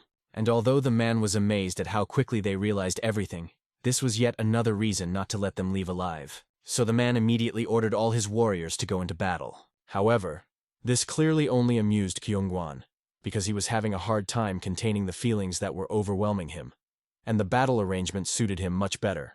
After everything he had endured in the last half hour, the fight was coming much easier for him. Yu So-yeon was curious about what kind of restraint the warrior had just spoken about, but they both realized that now was not the right time to talk. After all, several soldiers had already attacked her in order to kill her. However, in one fell swoop she neutralized these people, after which I realized that it was time for Kyung-won to start fighting seriously too. At this time the hero was with his companion. The girl did not understand why the gentleman still did not dare to sit down, so she invited him to sit next to her. However, it seems that the hero was more interested in the fact that it was quite noisy outside. He felt that a fight had broken out there. However, the girl pretended that she didn't hear anything at all. She herself was glad that today they would finally be able to get rid of the impudent boy, although she was clearly disappointed that the boy clearly had no idea what was really going on. She even felt sorry to kill such a naive, handsome man. Suddenly the hero suggested gouging out the girl's eyes. He explained that he hardly looked like prey that had been cornered, and he understood that the girl probably suspected that he had come here without knowing anything. However, in an instant, without warning, he broke through the door near which he was standing. After which, he turned to the girl and ordered her not to dare look at him like that again. For a second she felt incredible horror. At this moment, Yu So-yeon continued her slaughter, cutting her opponents into small pieces. From time to time she also glanced at her comrade. He looked like a god of war and didn't let anyone get close to him. However, unexpectedly one of the soldiers caught him by surprise. When he attacked, the guy had to dodge, causing him to completely lose his balance. But he was very lucky that Yu So-yeon was already behind him, and she ensured him in time. After which she threw him forward, and he, accelerating, rushed towards the remaining soldiers. In this way, he was able to quickly cut off their heads from their shoulders, and soon these two were already standing in the middle of a corridor strewn with corpses. The manager was clearly disappointed that these warriors turned out to be such useless scum. However, he understood that now he could take care of business on his own, and warned the bodyguards that now no one would definitely save them. Both were obviously surprised that their opponent had decided to use daggers at such a distance. However, this old man turned out to be very nimble, instantly reducing the distance between them. Instinctively, both Kyung-won and Yu So-yeon immediately threw their swords forward to stop the old man. However, he changed his trajectory, sneaking up straight to the unprotected part of the warriors. It was obviously an open area, and the old man was already imagining how he would stab someone. However, Kyung-won reacted in time, swinging his sword and starting to cover his beloved with his body. But despite this, both got it. After this, both retreated simultaneously. It became obvious that the old man was definitely different from the warriors they had dealt with before.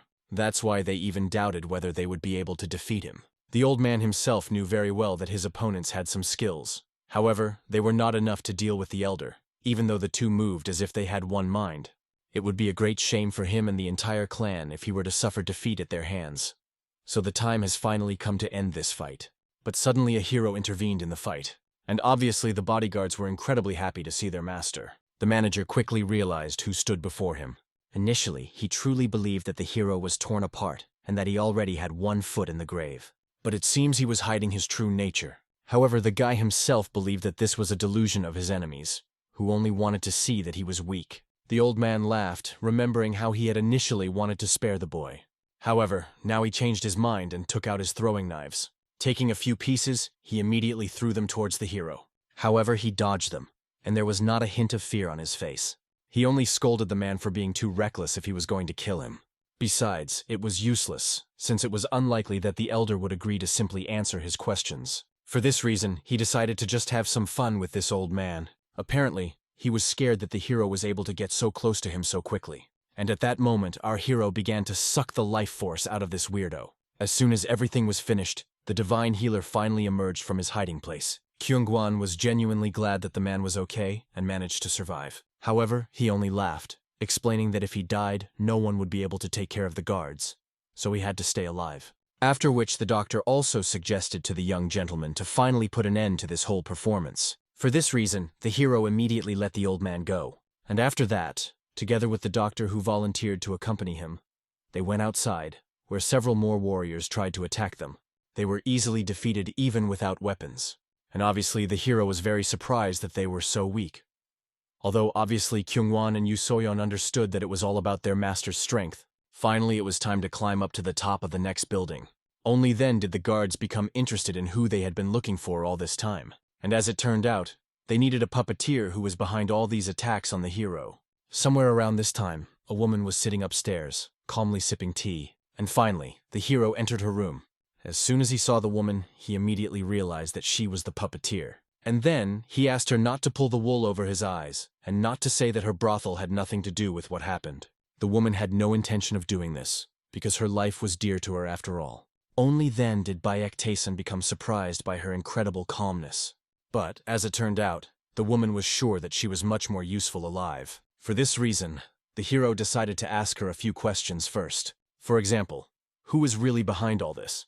And he was talking about the real puppeteers, not the Golden Alliance of Heaven. The woman was clearly surprised that the hero asked such a precise question so quickly. Unfortunately, she also didn't know the real identities of these people. They acted very secretively, constantly hiding in the shadows.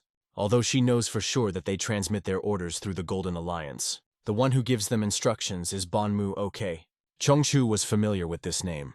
However, he knew this man as the Black Moon Swordsman, a very famous one of the most skilled martial artists, who had killed the demonic General Bloodflame, who had once been ranked in the top 100. However, as far as Chongchu knew, he was believed to be dead. Apparently, after this, the hero demanded some explanation from the head of the brothel. However, she was absolutely certain that it was the same person. She even decided to swear on her soul that she was telling the truth. After this, the hero had no more questions, so he ordered the woman to continue to be responsible for this place. He wanted her to dig up all the information about the Golden Heaven Alliance and this Bongmu Oak and pass it on to the hero. However, the woman explained that she most likely would not be able to find out anything important. And then the hero immediately saw the falsehood in her words, because she herself had said before that she was on his side and would be useful to him. Therefore, he suspected that the Golden Alliance had hired her since they knew that she belonged to the Hao faction. He could tell by the way she moved. They all had one specific trait, and the woman was quite bad at pretending, despite belonging to the Hao faction. So he only asked that the woman not let him down if she wanted to live so much. Besides, only he knew where the shadow step technique was, and this news clearly interested the lady. It was a martial art of the Hao faction that had been lost many years ago. Outsiders shouldn't even know about its existence. So the woman understood that the hero knew what he was talking about. So, bending down, she promised that she would do her best and not disappoint the master. Events moved to the Winter Palace. There, Bonmu Ok was slowly climbing the stairs. He approached the white-haired elder, who quickly realized that something had clearly happened since Bonmu Ok had come here. It turned out that the warrior had come to report that the situation in Wuhan left much to be desired. The Jungle Clan and the White Flower House, who were helping the Golden Alliance, were defeated by a group of unknown people last night. They still hadn't figured out their identities. This situation was extremely unfavorable. The elder's younger brother began to mock the white-haired handsome man, because he couldn't even manage something as simple as an alliance, and he didn't understand how he was going to maintain his position as the heir. One of the interlocutors knew full well that the situation in Wuhan was not to be taken lightly. This place was a key element of their plan. This plan has been waiting for centuries to be implemented. Not the slightest mistake can be allowed. After all, very soon they will appear in this world. The events moved to the Donghae Security Agency. There, Chongchu spoke with the head of this security agency. The head immediately warned that by meeting in this way they were breaking the rules. But Chongchu, more than anyone else, knew that they had a special occasion. The leader quickly realized that they were talking about mystical heavenly charms, and honestly admitted that he did not know how much longer it would take for the supreme leader to appear. Chongchu was silent for a moment, thinking about this topic, after which he decided to prepare for the appearance of the new supreme, and also decided to ask the man what he thought about Mr. Baek Tae-san. And his opinion was not unambiguous, because the boy used a secret code that was known only to high-ranking members of the cult. However, the man did not know anyone who was so young, but he knew that Chongchu probably had some ideas. And this idea was that Baek Tae-san was the secret son of the deceased supreme. And from this news, even the old man's tea began to flow down his beard. He screamed, not believing his friend's words. However, his friend immediately asked him to be quieter. Therefore, the old man was only silently amazed by the news he had just heard. Chongchu was happy that a new supreme leader might appear even earlier than they expected. But even though he said so, he himself was not entirely sure. He still hasn't figured out who Baek Tae-san really is. In the end, this guy didn't tell anything about himself at all. Suddenly, a young maid reported to the master that a new doctor had finally decided to come to him. This time, the famous eccentric needle doctor was supposed to visit him. It took Chongchu a moment to process this news, after which he screamed, not understanding why this weirdo was even heading here. But, as far as Soso knew, the chief had indeed called healers from all over the world. Although she saw that the young master's condition had improved greatly after the divine physician's arrival, the leader wanted to know if things would change if the eccentric needle physician was here as well. Chongchu began to argue. However, Soso explained that the eccentric doctor could cure anyone with just one injection. The doctor also started shouting that it was impossible. But Soso insisted that she had indeed heard such rumors, and also that this doctor could restore torn meridians. But suddenly their squabble was interrupted by the hero, and explained that the eccentric healer had become so famous not at all because of his healing techniques. He could kill a person with just one needle. That's why he became famous. It was also a known fact that he destroyed an entire sect using only needles. The naive maid immediately began to argue that she had never heard of this before, and a real healer would never kill people. And the hero was only touched by how naive this girl was, and she, offended by the gentleman's words, immediately began to prove that she was already quite an adult. The events moved to the market, where Danyong was walking with her assistants. She came to the market to choose vegetables and fruits and bring them to the master's mansion. However, suddenly he and his assistant heard loud screams. There, a man who was gambling noticed that he had been cheated, and that a coin had been removed from under his glass when he had placed a bet on it. So he demanded that the man confess and return the money. Obviously, he immediately began to argue, proving that if he were a deceiver, his business would not have stayed afloat for 15 years. However, obviously such arguments did not convince the man in any way. For this reason, he proposed a certain bet to this swindler. If there was a coin inside the cup, he was ready to give up his eyes. However, the scammer also had to put something on the line. For example, he could take away one of his hands. He was even willing to mercifully allow him to choose which hand to part with. The rest of the residents began to guess why they had never managed to win at this attraction. Even Danyong became curious to know what this man was really hiding. The warrior continued to pressure the man to prove that he was not a fraud. However, he did not want to agree to such an absurd argument. This made the man convinced that he was a real fraud.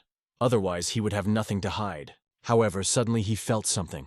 After which I saw a beauty watching everything from behind. He immediately realized that she had a body with physical purity. So he lost all interest in this swindler. He immediately threw a stack of coins in his face and ordered him to get lost.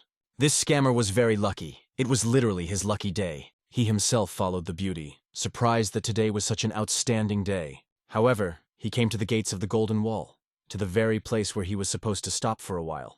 Therefore, without thinking, I immediately entered the gate. There he was met by the chief manager, who joyfully greeted the man. And as soon as the question turned to the girl, he realized that they were talking about Danyong, who was the master's servant. This man was not the first to be interested in this girl.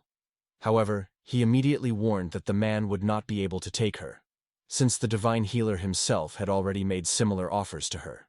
The doctor was offended because he could not be compared with such a non-entity. He believed that no one would refuse the offer made by him. For this reason, he soon found himself in front of the hero, and he smiled, realizing that it would certainly be easy to do business with such a simpleton. After which he turned his attention to the very young divine healer, although he quickly suspected that his youth was due to the elixirs he had taken. The hero himself was already tired, and decided to find out why every doctor who came to him immediately began to look with interest at his servant. However, he immediately explained that her energy was impressive, and her talent was wasted in this place. But if she trained under him for 10 years, she could become both a healer and a martial artist. After these words, the hero laughed, noting that the man himself did not look like a real martial arts master, and expressed the hope that he was taught at least a few healing techniques. And obviously the man was angry that the impudent boy was belittling his art so much. However, suddenly he felt a deadly attack approaching. He barely had time to close his eyes, and when he opened them, he realized that it was the hero's hand, which he extended so that the doctor could check his pulse. In this way, he wanted to find out how good the man's abilities really were. Apparently, the doctor looked in shock at the hand extended to him. Because of this movement of the hero, he even forgot how to breathe for a second. And seeing that the eccentric healer was not moving, he ordered him to check his pulse. Then the man concentrated, still imagining what would have happened to him if the hero had had a sword in his hands at that moment. He found it strange that a man with no internal energy had such a frightening aura. However, suddenly, when he checked his pulse, he felt something strange. The hero's body really did look like real trash. For this reason, the boy decided to find out how much time it would take the doctor to fix all this. He was able to restore several major meridians, but it would not be fast at all. So he thought it would be better for Baek-tae-san to just give up and be content with what he had. For this reason, Baek-tae-san, upon hearing this, immediately admitted that the divine physician's skills were still better than this man's. After all, the divine physician said that his treatment would take only a few years. Therefore, he was disappointed that the needle doctor not only did not understand medicine, but also had poor command of martial arts. The man got angry and once again, out of old habit, decided to make a bet with the hero. And the one who was also a betting lover became intrigued. The man decided to fight any person the hero would choose for him to see how badly he understood martial arts. However, if he can win, then he will take all the hero's maids for himself. Then Baek-tae-san learned what would happen if he won. The healer put the best he had to offer on the line, himself, as even the Murim Alliance and the Black Moon coveted him. But the hero believed that this was not enough. He wanted more. The hero demanded that he also put his body and soul on the line, which meant that he had to swear absolute loyalty. And in principle, the doctor, confident in his abilities, agreed to the hero's conditions. For this reason, they soon found themselves on the training ground. The doctor immediately and confidently decided to find out who would fight against him. And the hero decided to fight personally, considering it a fair fight. However, the man was only disappointed, believing that Baek-tae-san probably wanted to lose on purpose. The boy decided not to reveal all his cards at once, allowing the man to test him in battle. So he began to wonder what this boy was up to.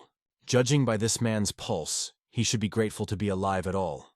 Therefore, he even considered that perhaps the hero had decided to part with his life, and tried to dissuade him. Apparently, the hero was disappointed that all the doctors he knew had no words.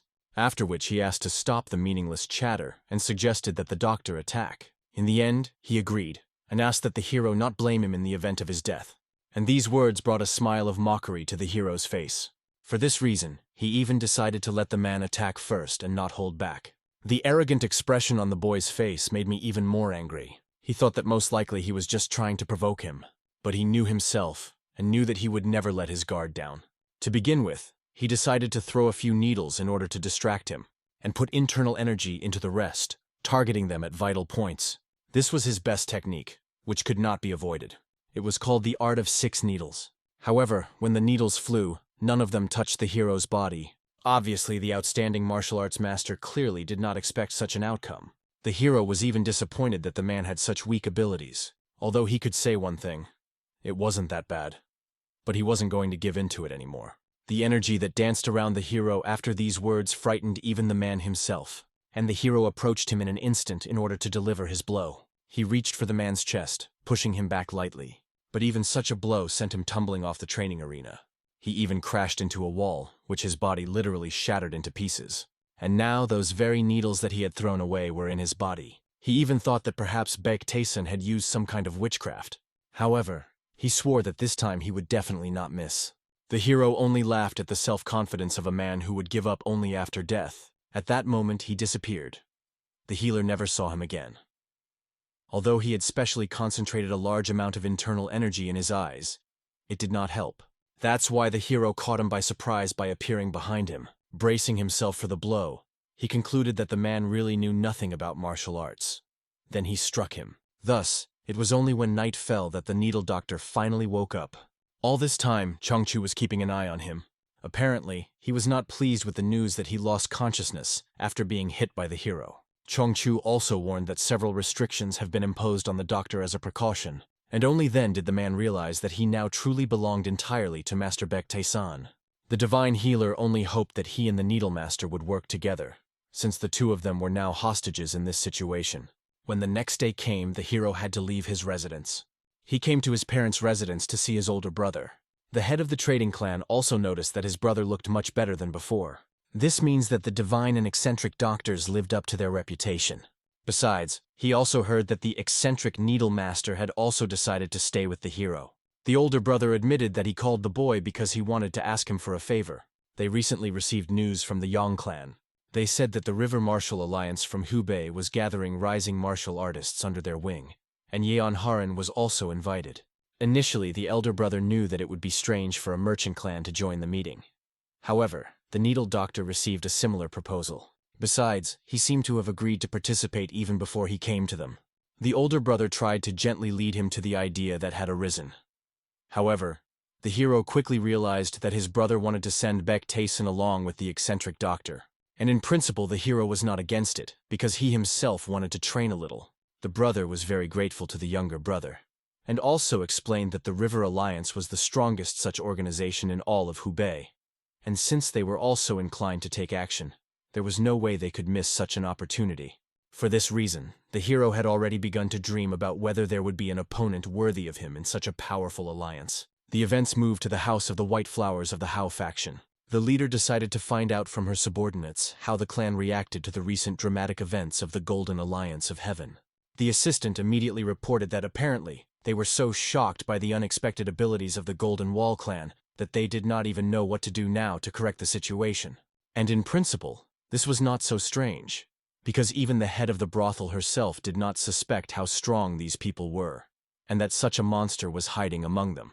She was extremely interested to know what kind of person this Baek Tae-san was, since he even knew ancient techniques like the shadow step. So she ordered her girls to pay special attention to the Golden Wall trading clan.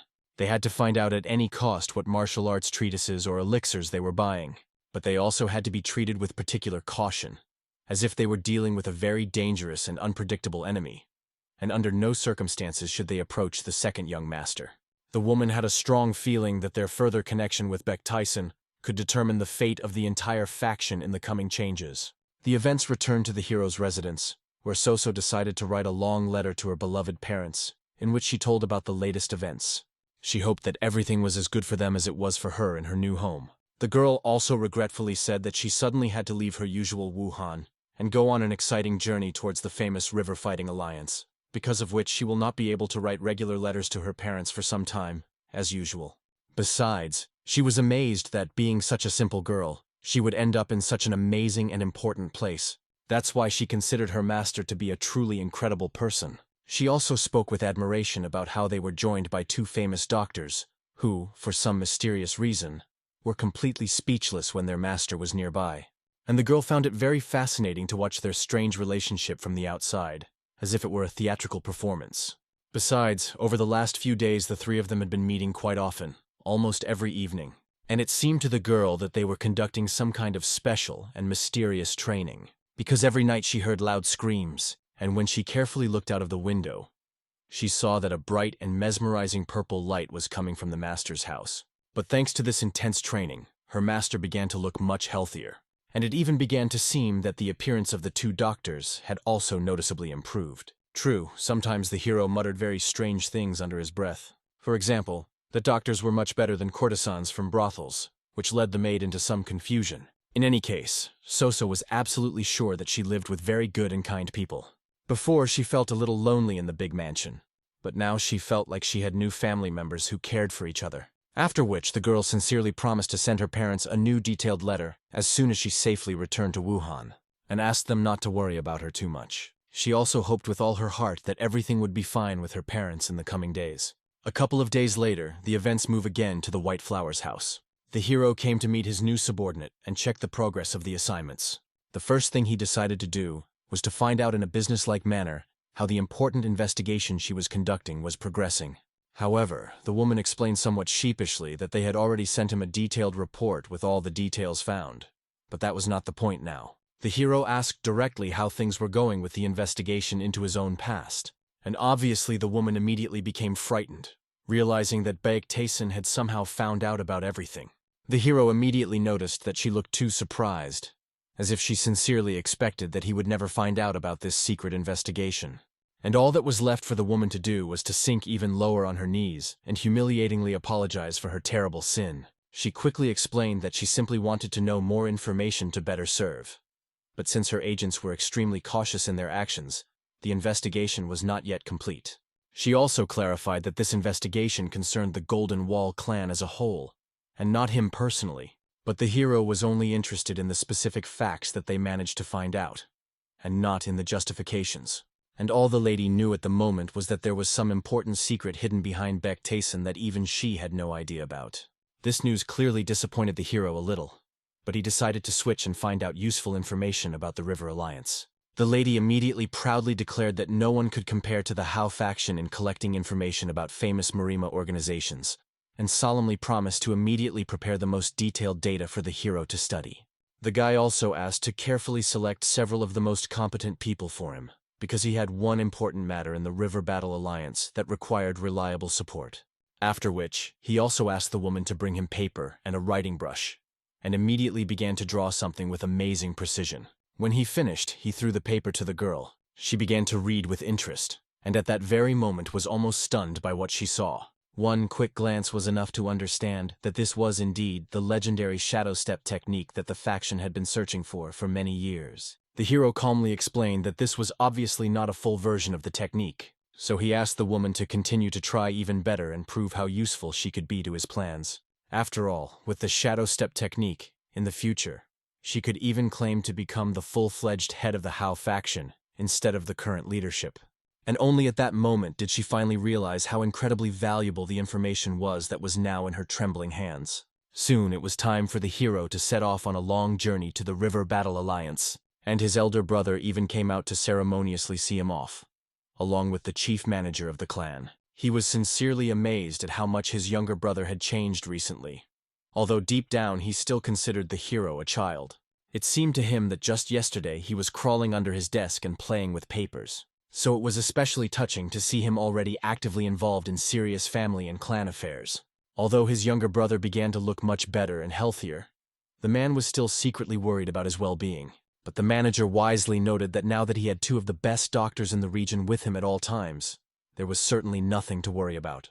And only then did the man, with a bitter smile, realize the cruel irony of fate. He was genuinely concerned about his brother's health, even though he had once poisoned him because of a power struggle. After which, with some regret about the past, he turned around and went back to the daily affairs of the clan. The man still couldn't get rid of the strange premonition that some truly global event was about to happen that would change their world. The events moved to the mysterious residence of So-Dogan. Two figures in dark clothes in the middle of a mountain of various shelves were busily discussing the completion of preparations for an important operation. All the things that the elder had given them were also completely ready for use, and they only had to wait for the right people to arrive. When all the preparations were finished, the man wanted his faithful assistant to immediately go after them and take the entire process under strict control. He immediately bowed respectfully, moving on to immediately carry out an important task. While his master was pondering with a grim expression on why they had suffered such a complete and humiliating defeat in Wuhan, even the Heavenly Golden Alliance that they had given such powerful support to had now become a completely useless tool. If they fail miserably again this time, the elder will personally and cruelly punish them for their incompetence. They would most likely end up as wandering souls who would forever seek repentance for their sins. And even imagining such a fate was truly terrifying. However, he still looked with keen interest at the preparations nearby, and he understood that very soon he would meet again with that long-awaited person. At this time, the hero calmly continued his measured journey in a comfortable carriage on the road to the River Alliance. However, although the carriage was indeed very comfortable and of high quality, both doctors understood perfectly well that the gentleman had paid a lot for such luxury. Chongchu considered this to be completely unsurprising for the master. After all, this was the true path of an aristocrat accustomed to the best. After which, the two learned men began their usual argument about trifles, since the eccentric needle doctor kept teasing the divine physician. Yu So-yeon, looking with interest at these two adults, but behaving like children of men, understood that very soon something truly terrible would certainly happen between them if they did not stop provoking each other. However, suddenly the needle doctor asked with surprise why they decided to go by land and not by water, which would have been much faster. But, as it turned out, the reason was the pirates who had recently been raging on the rivers, attacking merchant ships. Although it was obvious to everyone in the carriage that these pirates should have avoided meeting them, and not the other way around, given the strength of their companions. And only the eccentric physician expressed such an opinion, and everyone else adhered to his point of view, although they did not show it directly. However, Chung-Chu suddenly remembered with concern that Lady Yeonharan was also going to the River Martial Alliance, and suggested that Yu Seo-yeon contact her to go together for safety.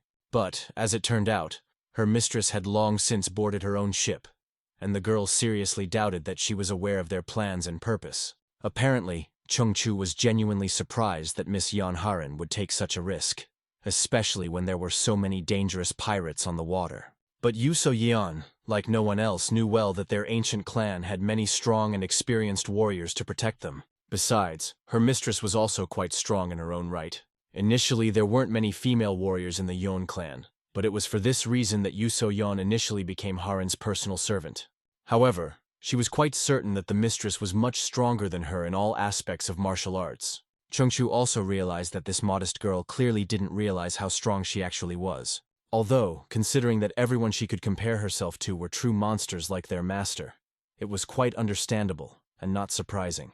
The girl herself at this time fondly recalled her distant childhood. She clearly remembered how Father Karen solemnly introduced her to his beloved daughter as his new personal guard, as well as a partner for joint combat practices and training. Then little Yu So-yeon immediately bowed respectfully and politely greeted the lady, expressing her deep respect and willingness to serve her. Apparently, the girl had also interrupted her daily sword training, after which, with a sincere smile, she approached her new guard.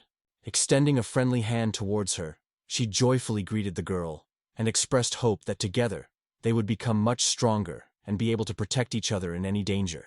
Finally, the long-awaited time came to stop and make a short rest stop in order to have a proper dinner and rest before continuing the long journey.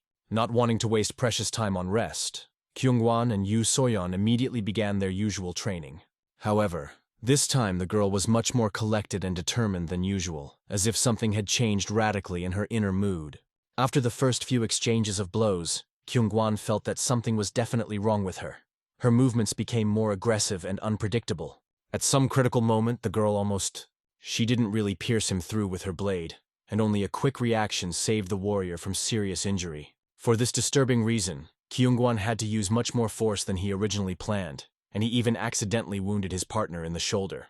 Apparently, after this unpleasant incident, the training was immediately disrupted, and the frightened Kyungwon immediately ran up to the girl to anxiously find out if everything was okay with her. However, she, courageously hiding the growing pain, stubbornly wanted to continue training and prove her strength.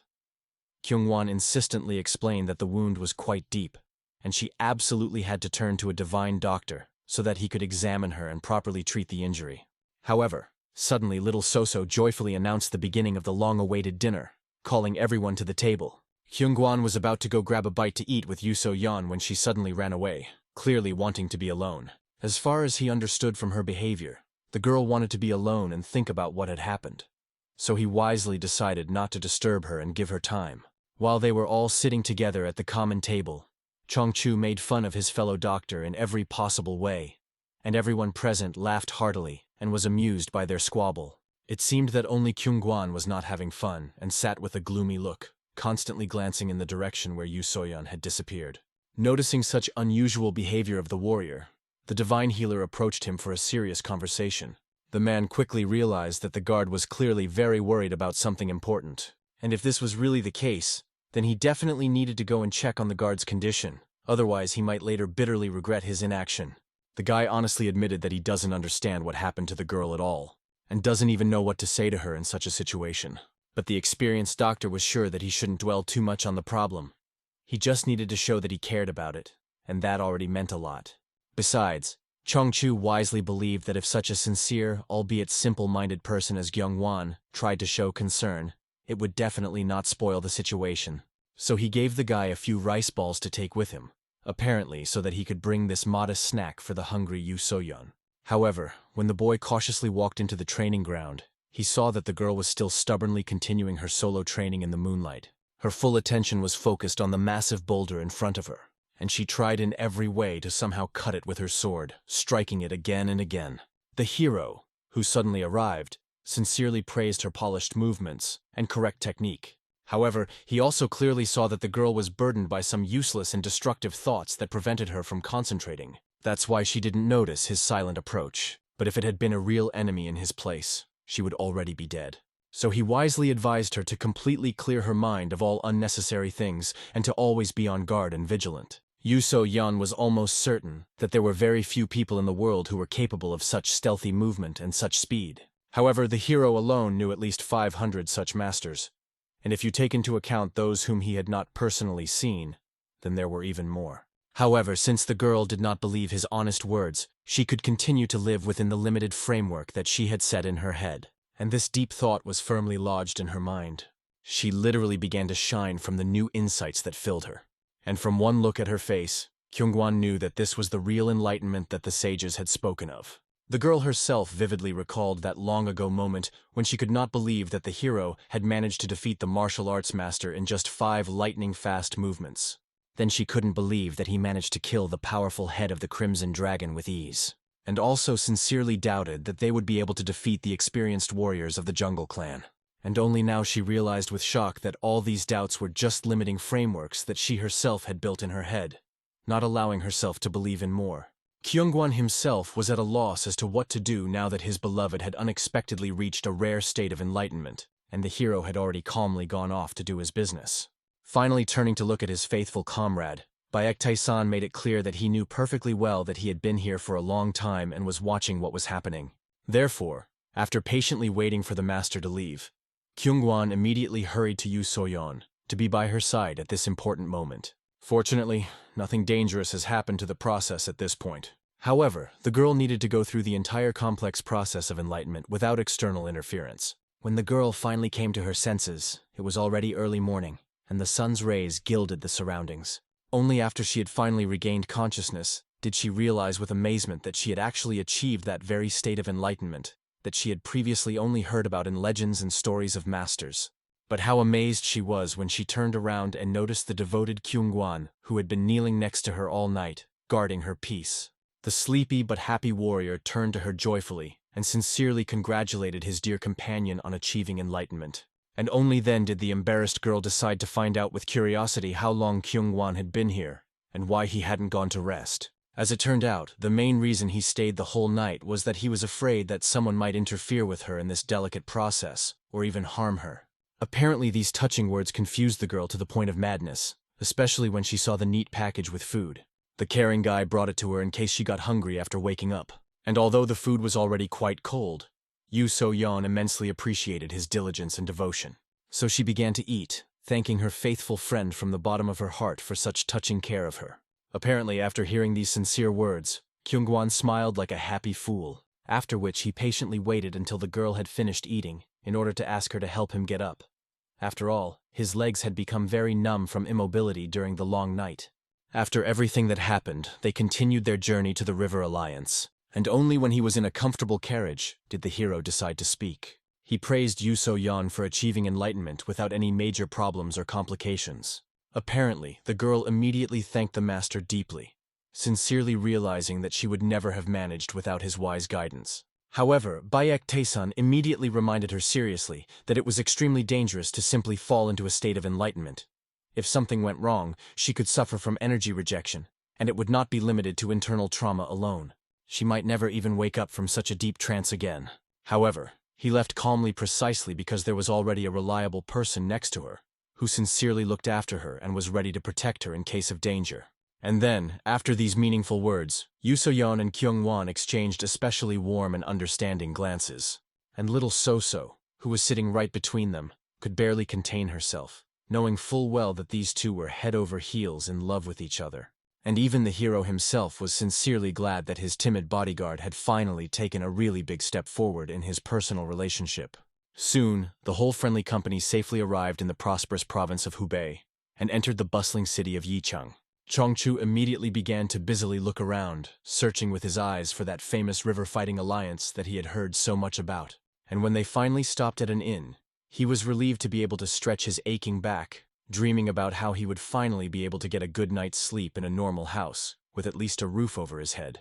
Finally, walking slowly along a crowded city street, the hero noticed a man bowing before him. He quickly came up and quietly whispered something in his ear, after which the mysterious stranger just as quickly disappeared into the crowd, as if he had never been there. Apparently, the curious young maid became interested in who this mysterious man was and what he was reporting. And the insightful Chongchu guessed that it was an agent from the Hao faction. And, as usual, he was absolutely right in his guess. This secretive man reported to the hero that, judging by all the available information, a ship from the Yang clan would arrive at the city's harbor within the next hour. So he politely asked Yu Seoyeon to take care of her mistress when she finally arrived in the unfamiliar city. The quick-witted Soso even suggested that perhaps the hero knew in advance the approximate time of the girl's arrival, and specifically wanted them to arrive almost simultaneously for convenience. However, the guy sincerely believed that this was just a lucky coincidence, nothing more. Besides, it had been a while since Yeonharan and Yu So-yeon had met or interacted in person, so he thought that this unexpected coincidence was very convenient for them to have a joyful meeting of friends. Apparently, such sincere concern for his subordinates touched the kind Soso immensely, and Yu So-yeon was deeply grateful for such thoughtful care from the young master, who thought about even such trifles. Finally, gracefully stepping off the arriving ship onto the pier, the girl looked with interest at the picturesque city views opening up before her. But they didn't make her particularly happy, because it had really been a long time since she had seen her dear friend. She would be incredibly pleased if she were next to her now to share this journey. But suddenly she heard someone's painfully familiar voice behind her, after which she saw with joyful amazement that her beloved friend was meeting her right at the ship.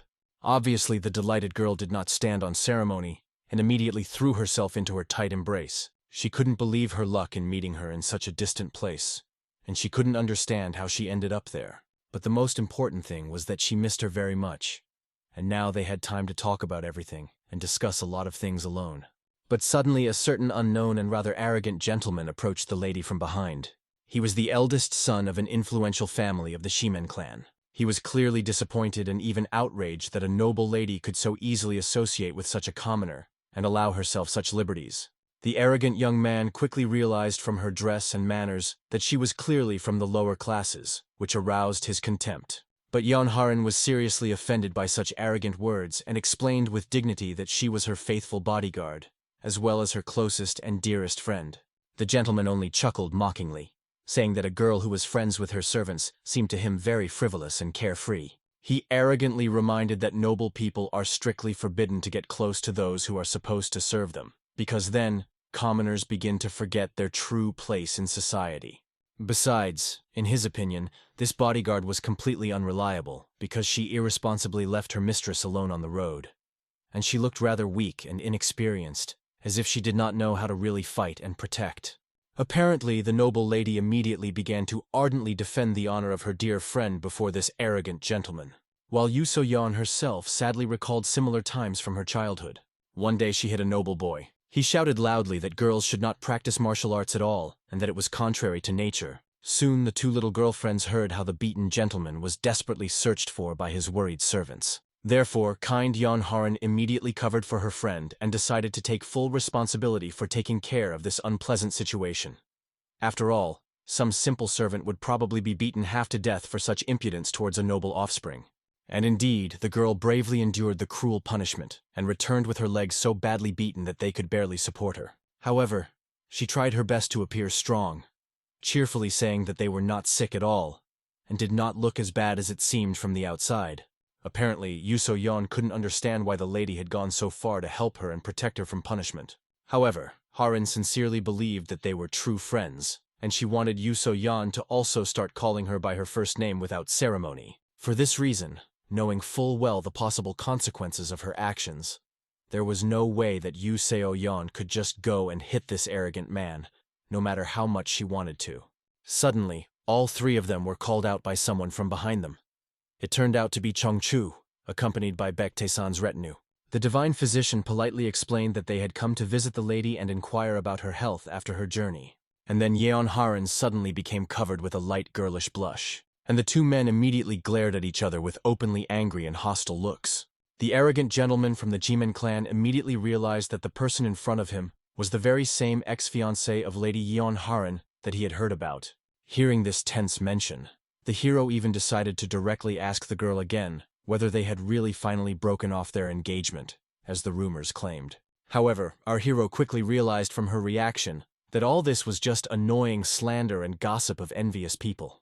After which he decided, with undisguised curiosity, to find out from this self-confident young man who he was and why he was so familiarly near his bride. Yeon Haran herself, stammering with embarrassment, quickly explained that all these people were representatives of respected clans. Her father had ordered that they travel together for safety on the road, but there was absolutely nothing personal between them, and she wanted to especially emphasize that. The hero was pleased with this honest answer. Therefore, he kindly offered his guests to stay with him because they were not strangers to each other, but practically relatives. After which, not wanting to linger in uncertainty, they all headed towards the inn together. But the master of the Shimen clan was clearly angry at the act of such an arrogant and self-confident bastard who so easily lured the girl to himself. But first, he decided to find a suitable place for his retinue to stop and think about their next steps. In fact, the gentleman was openly jealous and angry, because the girl had never smiled at him sincerely during the entire long journey, and only now he clearly saw that she had a completely different cold and distant expression on her face when someone she really cared about was nearby.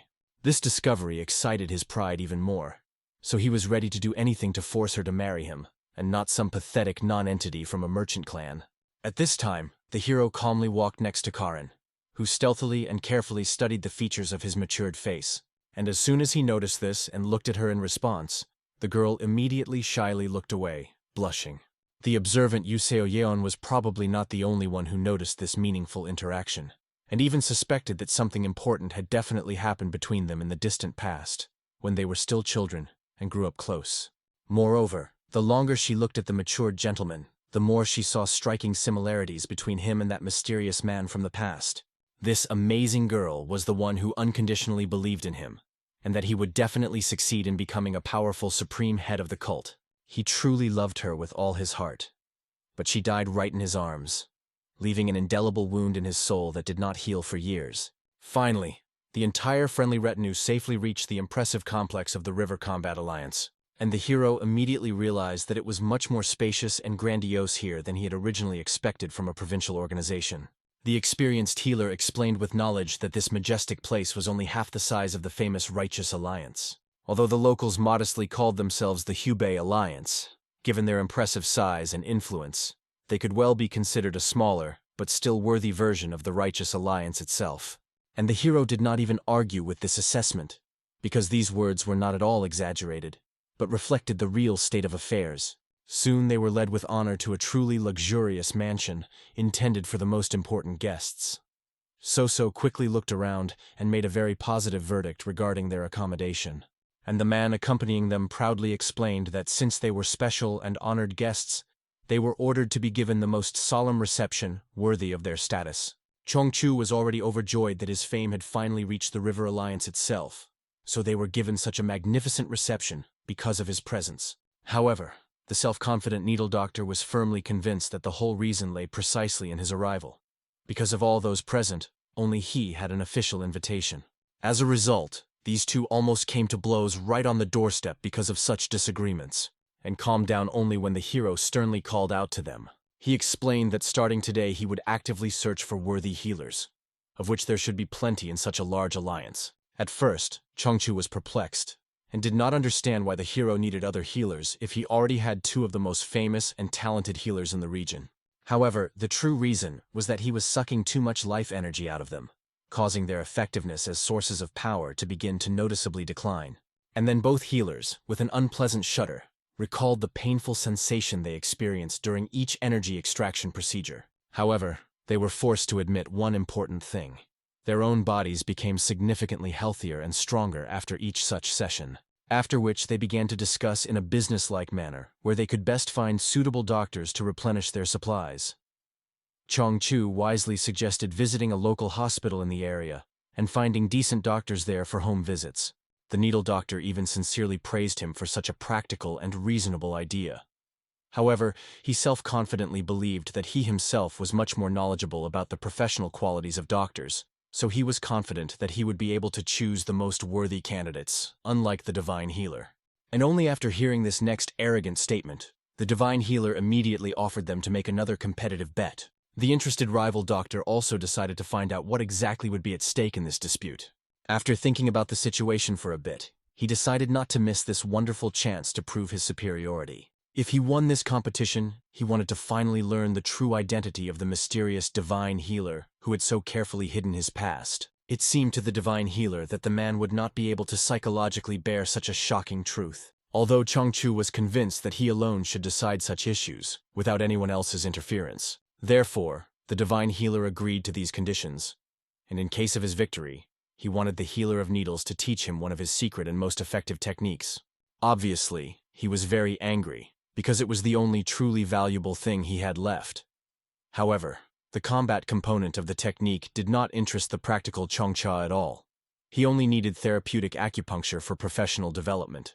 Apparently, the man had already regretted 300 times that he had rashly agreed to this risky bet. But in the end, they decided that the healer who could bring the greatest practical benefit to the treatment of the master would win.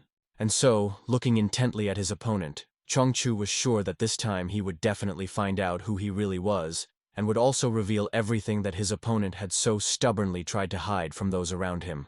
Soon the two were busily guarding their master's chambers, while he meditatively sucked the life energy out of the local healers.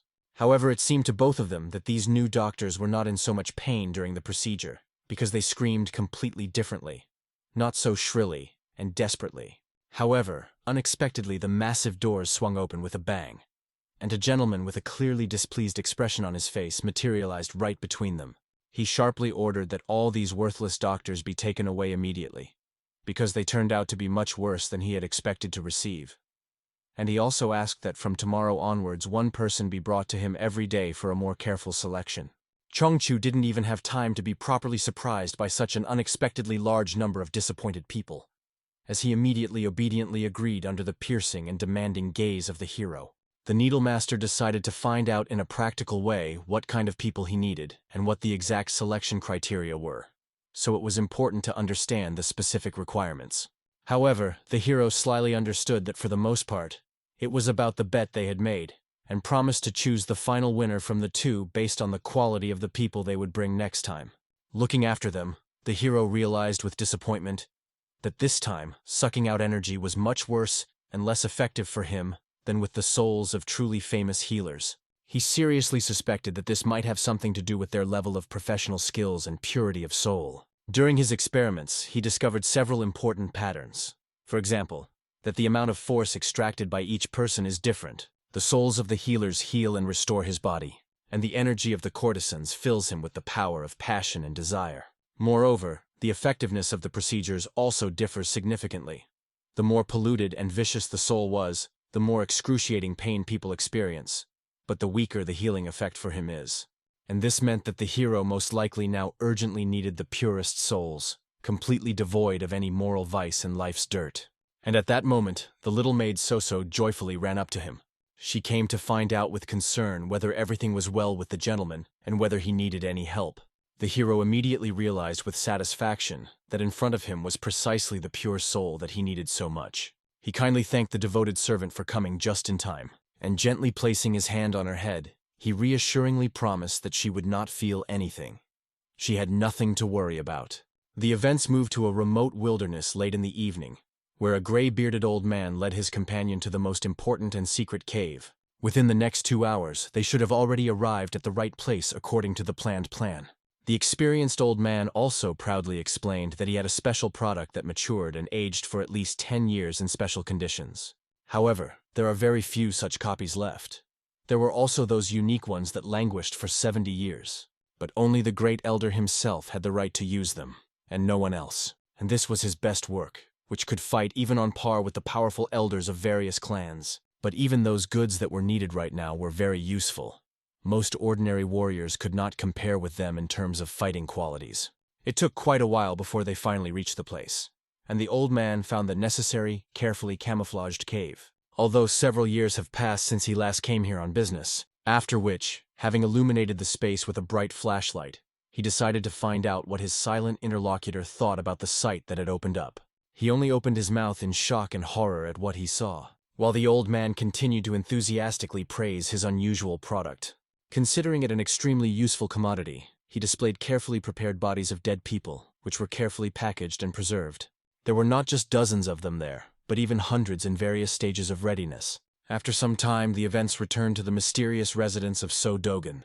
Some ancient and sinister ritual had already begun to be performed over the prepared bodies. Drummers in black robes beat large drums in a special hypnotic rhythm, and the gloomy shaman continued to monotonously recite complex spells in an unknown archaic language. Those watching this action realized that very soon, the souls that were magically sealed in special containers would almost completely return to the bodies prepared for them.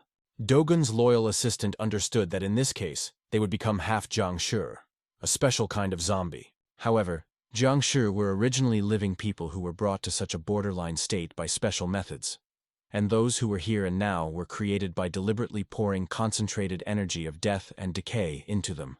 This meant that their original human soul was still alive and functioning within.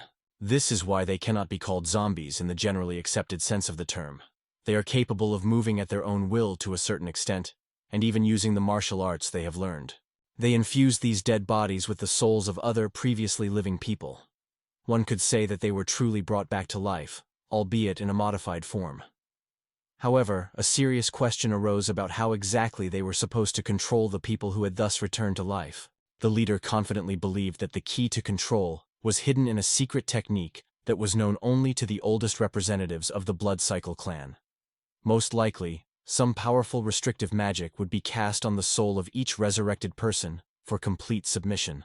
However, the assistant obviously had some doubts about his master's true loyalty to the Blood Cycle clan, which seemed to him to be very dubious and insincere.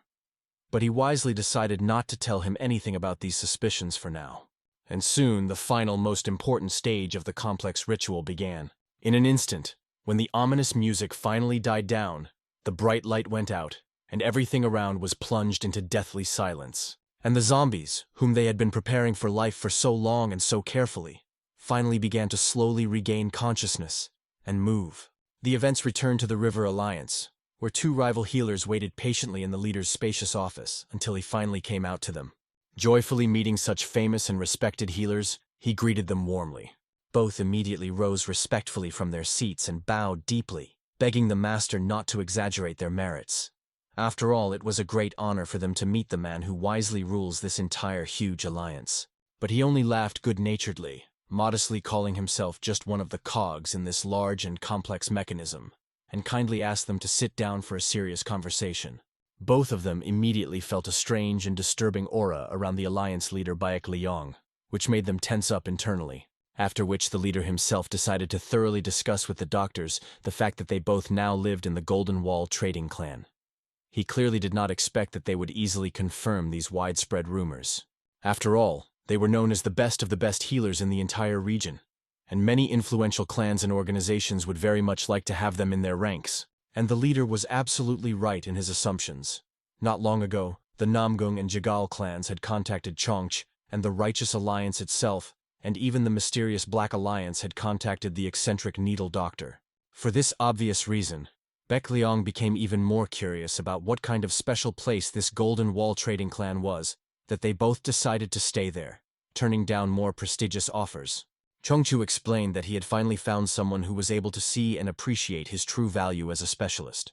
But the Needle Doctor, even despite possible threats, could not say something like that directly, so he only honestly admitted that he had lost an honest bet, although the matter was far from limited to this formal obligation. Only then did the insightful Liang finally realize that these two outstanding experts did not serve the merchant clan as a whole, but exclusively the second young master of the Golden Wall. For this reason, both of them were completely uninterested in what would happen to the rest of the clan if something went wrong. Then Liang once again realized with admiration how talented and valuable the people sitting in front of him were. If they were on his side, the River Fighting Alliance could lay claim to dominion over the entire world. Therefore, he firmly decided that he had to meet the second young master at any cost and try to win him over to his side. Around this time, little Soso finally woke up. She found herself in her cozy room, although the last thing she clearly remembered was being with Baek-ta-san. It was an incredibly pleasant and warm dream that left a surprisingly realistic feeling. She still vividly remembered the gentleman's pleasant and tender touch on her head. But suddenly the girl realized with alarm that she no longer had time to lie around in bed. She definitely slept past her usual wake-up time. So, immediately jumping out of her bed, she went out into the long corridor, where she noticed a bright, unusual light coming from the master's room. And obviously she became very interested in what was really going on there at such a time. The hero at this moment was completely absorbed in deep meditation. The spiritual energy received from the pure maid turned out to be really very powerful and crystal clear. When he gently touched the innocent soul of the girl, it was completely different from everything he had ever felt when working with other people. It seemed to him that his body and soul were gradually coming into a state of perfect harmony and balance. If before he frantically tried to connect all the disparate parts just to survive, now it seemed as if they were naturally strengthening and hardening from within. The demonic arts never ceased to amaze him with their capabilities, especially considering that the last treatment session was truly a turning point. Now that his body was almost completely restored, he felt a real inner peace and strength that he had not felt for a very long time. Soon, the River Martial Alliance ceremoniously gathered all the rising stars of this generation for a grand event. And despite the fact that there were indeed a lot of people, many admiring glances were focused specifically on Karen, because she really was an incredibly beautiful and attractive girl. However, the girl herself was not at all interested in these enthusiastic admirers. She was restlessly looking for her dear fiancé, who had not left his room for the last 2 days. Seeing the lady's obvious concern, Yu So-yeon gently reassured the girl, explaining that Baek-ta-san was most likely now diligently mastering all the new things that he had realized during his recent enlightenment process. She also happily shared the important news that she had also recently experienced something similar, and it was only possible thanks to the wise help of Baek-ta-san. Karen sincerely admired her achievement, and now finally understood why her dear childhood friend looked much stronger and more confident than before. But a man who had suddenly crept up from behind once again unceremoniously interrupted their heartfelt conversation. That same annoying guy had come to Karen in order to find out with feigned concern why she was there without the accompaniment of her fiancé. Apparently the girl had to greet this annoying guy out of politeness, although she had absolutely no desire to contact him. At the same time, the guy himself was sincerely happy about how wonderfully everything was working out for his plans. He kindly invited Yeon Haran to have a drink with him and his company, because he knew of a wonderful place for such entertainment in the city. However, he clearly saw that the girl was clearly hesitant due to the presence of her fiancé in the alliance. To make sure she didn't worry about anything in vain, he arrogantly declared that a simple merchant like Baek-ta-san was still completely unworthy of her noble birth and beauty. But when the girl politely refused, citing her fiancé's poor health, the man roughly grabbed her hand, reminding her that quality alcohol can cure any disease. He persistently asked the lady not to upset him anymore with her refusals, and to drink at least a glass of good wine with him. But Yu So-yeon, who intervened in their unpleasant conversation, immediately and decisively asked the man to stop his harassment. She rightly believed that his inappropriate attitude towards a lady who already had a fiancé put the gentleman in an extremely bad light. And obviously, he was seriously offended by the fact that some simple bodyguard dared to make comments to him, and even arrogantly reminded him of what influential clan he came from. However, this circumstance did not interest Yu So-yeon much, because the guy behaved as if he was from some completely unworthy and ill-mannered clan. He then proudly declared that he was the heir to the powerful Kimen clan, which meant that a mere servant like her would definitely not be able to deal with him in the event of a conflict. After which Jae-hak threateningly repeated his question. Would the girl be able to cope with the severe punishment that would certainly follow for such impudent actions against a noble gentleman? And as soon as she remained silent, he immediately and imperiously demanded that Yeon Haran immediately follow him to continue the conversation.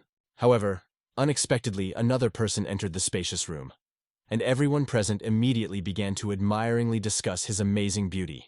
They quickly realized that he was the mysterious young master from the Golden Wall trading clan that had been the subject of so many rumors. And finally, Yeon Harin herself, with joyful relief, noticed the approaching dear groom, whom she had been waiting for so long. As he approached the unpleasant scene, Baek-ta-san sighed in disappointment, immediately realizing who was causing all this unpleasant commotion. After which he directed his attentive and assessing gaze straight at Jae-hak's smug face, studying the potential opponent. Returning to the resurrected souls in the distant residence, they finally began to fully regain consciousness after completing the complex ritual. After which, they began to look around in confusion, completely not understanding what was happening to them and where they were. The souls of these unfortunate people clearly remembered that they had died, but their bodies felt somehow completely different, as if they had changed radically on a physical level. And finally, the master himself respectfully approached one of the recently resurrected demons to personally check his well-being and readiness for service. However, the demon immediately instinctively aimed to kill the approaching man. But at the last second he stopped, and aggressively demanded that he immediately introduce himself and explain what was happening. His name was So Dugan, and he patiently explained to these confused people that they had been mercifully saved by the powerful elder Hukryong Bigwan, and now they must serve him faithfully until the end of their days in gratitude for returning to life. These simple words became a powerful catalyst for the activation of the previously cast magical spells, causing all the resurrected Zhongshi to immediately obediently submit to Suo Dugan's will. At this time, in the alliance, Jaehak was indignantly indignant that some pathetic and insignificant merchant had come to him. However, it was very timely. He was looking for a hero and wanted to sort things out. He arrogantly wanted to know how much longer the hero was going to shamelessly burden the noble Lady Karen with his unworthy presence. Baektasan didn't even immediately understand what these arrogant words were supposed to mean. It turned out that Jaehak meant that even in his own clan, the Golden Wall, the hero was essentially nothing. He was surprised that he had the audacity to even claim the hand of such a noble girl. He believed that the hero should immediately break off their engagement and retreat as quickly as possible so that the girl could find herself a truly worthy groom from a noble family. From these words, the hero immediately understood that Jaehak sincerely considered himself the best candidate for this role. Apparently, he was very angry that some pathetic merchants from the Golden Wall dared to mock his great and ancient clan, and this already caused the hero's justified indignation, because this guy constantly hid behind the authority of his clan. Apparently, without this support, he was a real laughingstock and a non-entity. Having lost his temper after these insulting words, the man immediately and defiantly ordered the hero to go outside and sort things out like men, one-on-one. As a result, he was immediately surrounded by his loyal servants, along with Jaehak himself, in order to arrange a fair fight. The hero only calmly asked Jaehak to hurry up and finally attack him without wasting time on empty threats. The gentleman thought that perhaps the hero was speaking this way because he had completely gone crazy from the paralyzing fear of the inevitable reprisal. But he honestly told that he had recently achieved a rare state of enlightenment, and now he needed a suitable test subject to test what he had become capable of after this breakthrough. And in the end, the kind Jaehak agreed to help him in this important matter, after which he furiously attacked him, skillfully wielding his battle fan as a deadly weapon. However, the hero dodged his direct attack with astonishing ease, after which he instantly grabbed him by the hand with which he was holding the fan, and twisted it as if the opponent was weightless, after which he casually threw it onto the hard ground right in front of his shocked subordinates. Apparently, everyone present looked at their master with fear and bewilderment, not believing that someone like Baektasan could do such a humiliation to him. However, this was not the end of their instructive battle. The hero casually tossed the fan into the air and with one foot accurately launched it straight towards the frightened guards. This heavy fan hit one of them right in the forehead, causing him to even lose consciousness for a while from the strong blow. The second subordinate was still desperately trying to bring his master back to his senses at this time. Jaehak clearly didn't understand how a coward like Baektasan dared to attack him when he had let his guard down, but he promised that this was far from the end of their confrontation. So they both got into fighting stances and confidently ordered the hero to attack, because he definitely couldn't stand up to the two of them. Although both of them had no idea what exactly the hero had done, they decided to show him the true essence of the martial arts of the ancient Heman clan. However, the hero approached them in an instant, asking them to hold out a little longer, since he had not even begun to fight seriously yet. After which, no matter how hard the two tried to stop his rapid approach, they were completely unsuccessful. The hero literally evaporated from their hands and materialized behind their backs. All it took was a slight movement of his hands to forcefully knock the heads of these two self-confident idiots together. And in the end, these two lay unconscious at his feet, like broken dolls. When Jaehak finally woke up, he saw that the hero was calmly doing something incomprehensible to his subordinates. However, as soon as he looked straight at the hero, he realized that he could not even say a word due to the horror that had gripped him. The hero politely thanked Jaehak and his loyal friends for the fact that with their help, he was able to find out something interesting about his new abilities. Now he has one last test subject left to once again finally verify the correctness of his conclusions. Somewhere around this time, in the midst of a ceremonial gathering of talented fighters, the head of the alliance himself suddenly appeared. Everyone was genuinely interested in what the respected man was doing here at such a time. Initially, he came solely to meet the mysterious Bayek Taisan, but he could not find him among the many guests. But going outside, he finally found the hero calmly returning from the training ground after his business. He decided to find out directly whether the hero knew who he was and what position he occupied. And no matter how much he peered into the leader's face, he could only say one thing, that he had clearly seen this man's face somewhere before, but he couldn't remember where exactly. And obviously, many of those present were shocked that someone could speak so vaguely in front of the very head of the alliance. Even the chief himself was a little amazed by his calm insolence. And now, looking directly into his matured face, he finally clearly remembered this man. This was during important negotiations with the Righteous Alliance several decades ago. He saw this man when he was still a boy who could hardly withstand the pressure of his powerful aura. But he had quite a strong will and character, despite the fact that at that time he clearly lacked skill. If he sees him now, it means that he really was the head of the River Fighting Alliance and had risen well over the past years.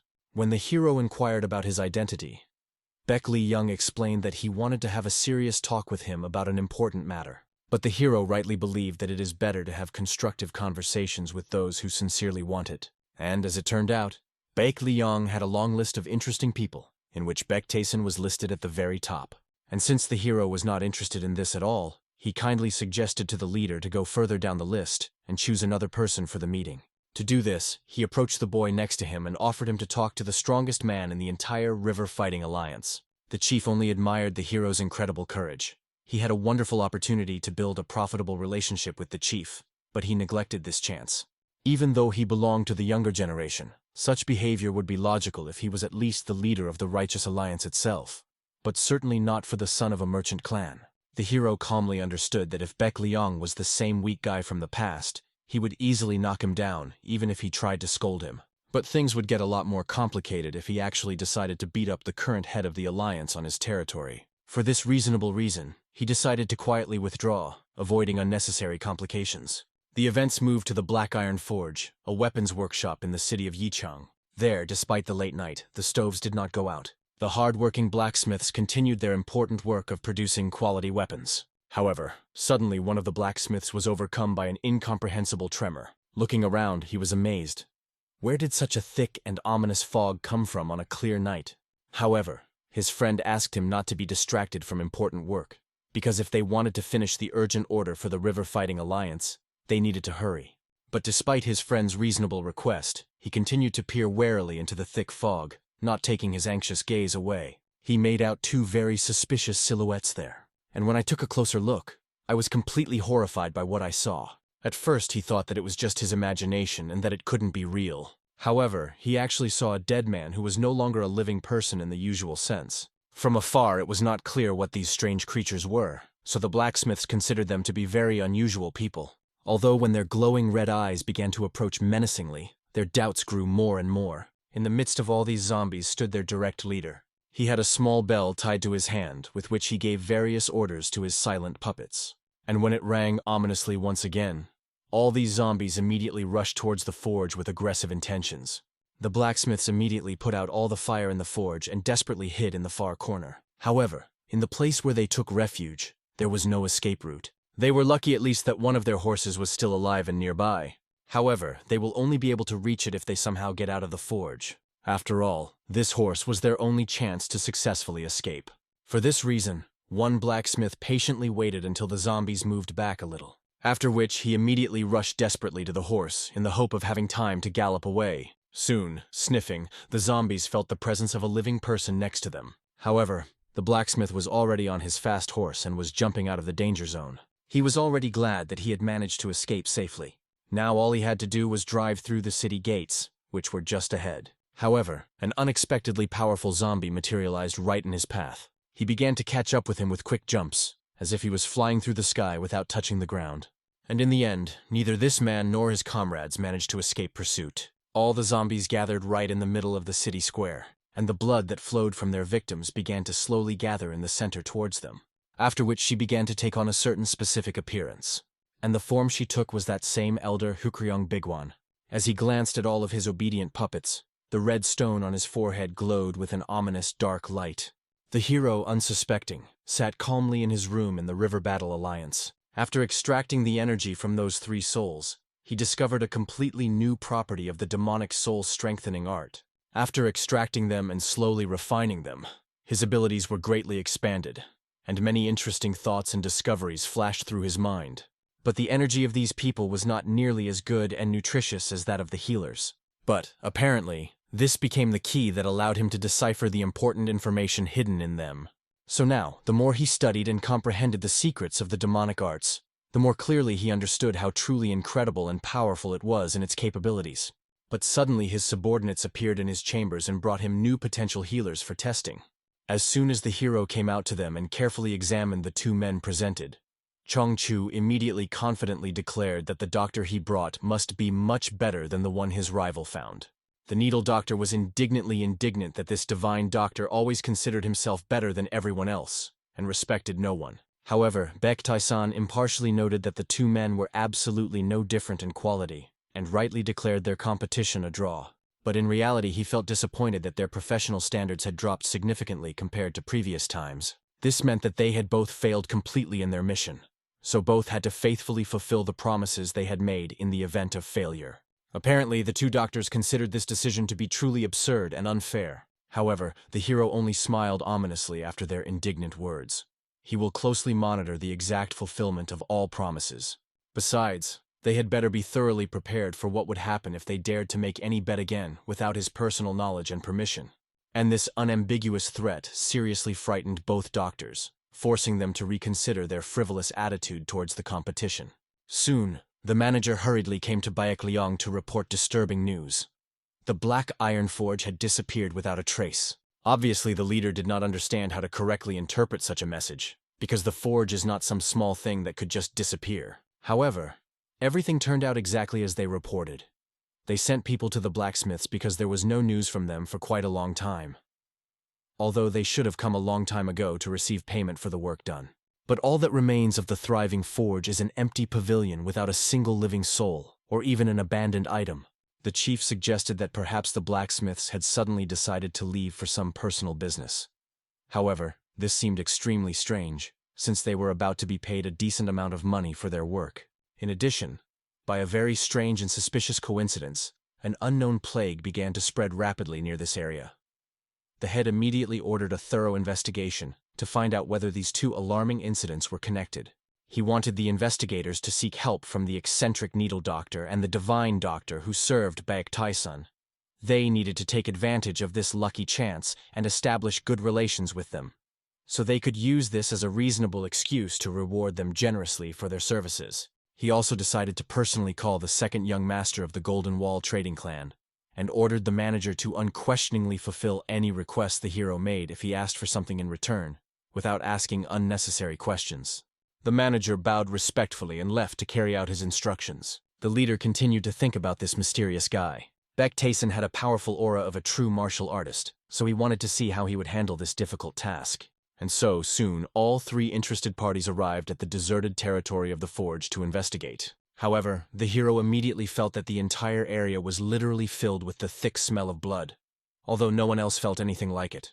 Although Baektae-san knew very well that blood energy could not be sensed through just the normal sense of smell, he could say one thing with certainty. Everyone who had been here before was dead.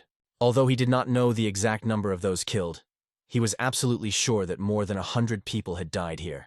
After which he decided to directly ask his doctors if they were well versed in various poisons and their properties. They replied that they knew quite a lot about them. However, no one could compare to the legendary poison demon in this area, as he was an unrivaled master of poisoning. The reason why the hero asked this strange question was because the entire area was soaked with the same poison that the famous poison demon usually used. Apparently, the doctors were frightened even by the thought that he himself had killed all the local residents with his own hands. But the hero had not claimed anything of the sort, so they had to calmly sort out this complex issue. However, mixed with the distinct smells of blood and poison was something even more alarming and sinister.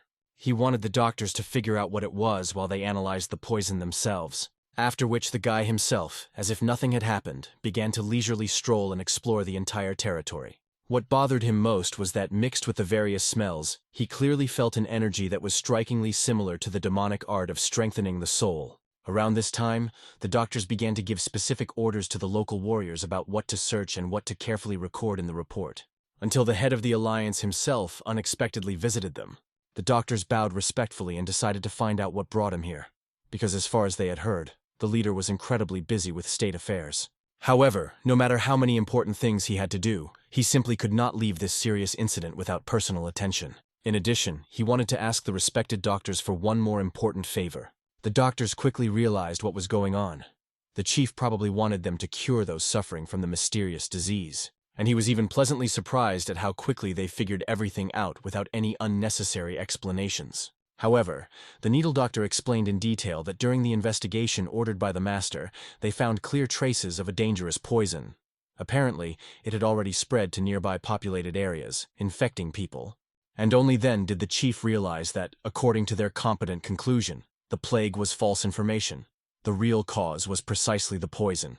At this time, the hero returned to his quarters, as quite a long time had passed since he last practiced the heavenly step technique. So now, while the doctors were busy with their professional work, he decided to engage in useful practice. After performing a couple of difficult maneuvers, he collected all his thoughts together. And now I am finally convinced of the true nature of that mysterious poison. It was definitely the same poison that the poisonous demon had once used. He used a similar potion about 3 years before he died as a heavenly demon. At that time, this arrogant poisonous demon considered himself untouchable and unattainable, and the hero accidentally crossed paths with him in battle. If the enemy had met the head of the righteous alliance instead, everything would have ended completely differently. However, poisons had no power over the heavenly demon.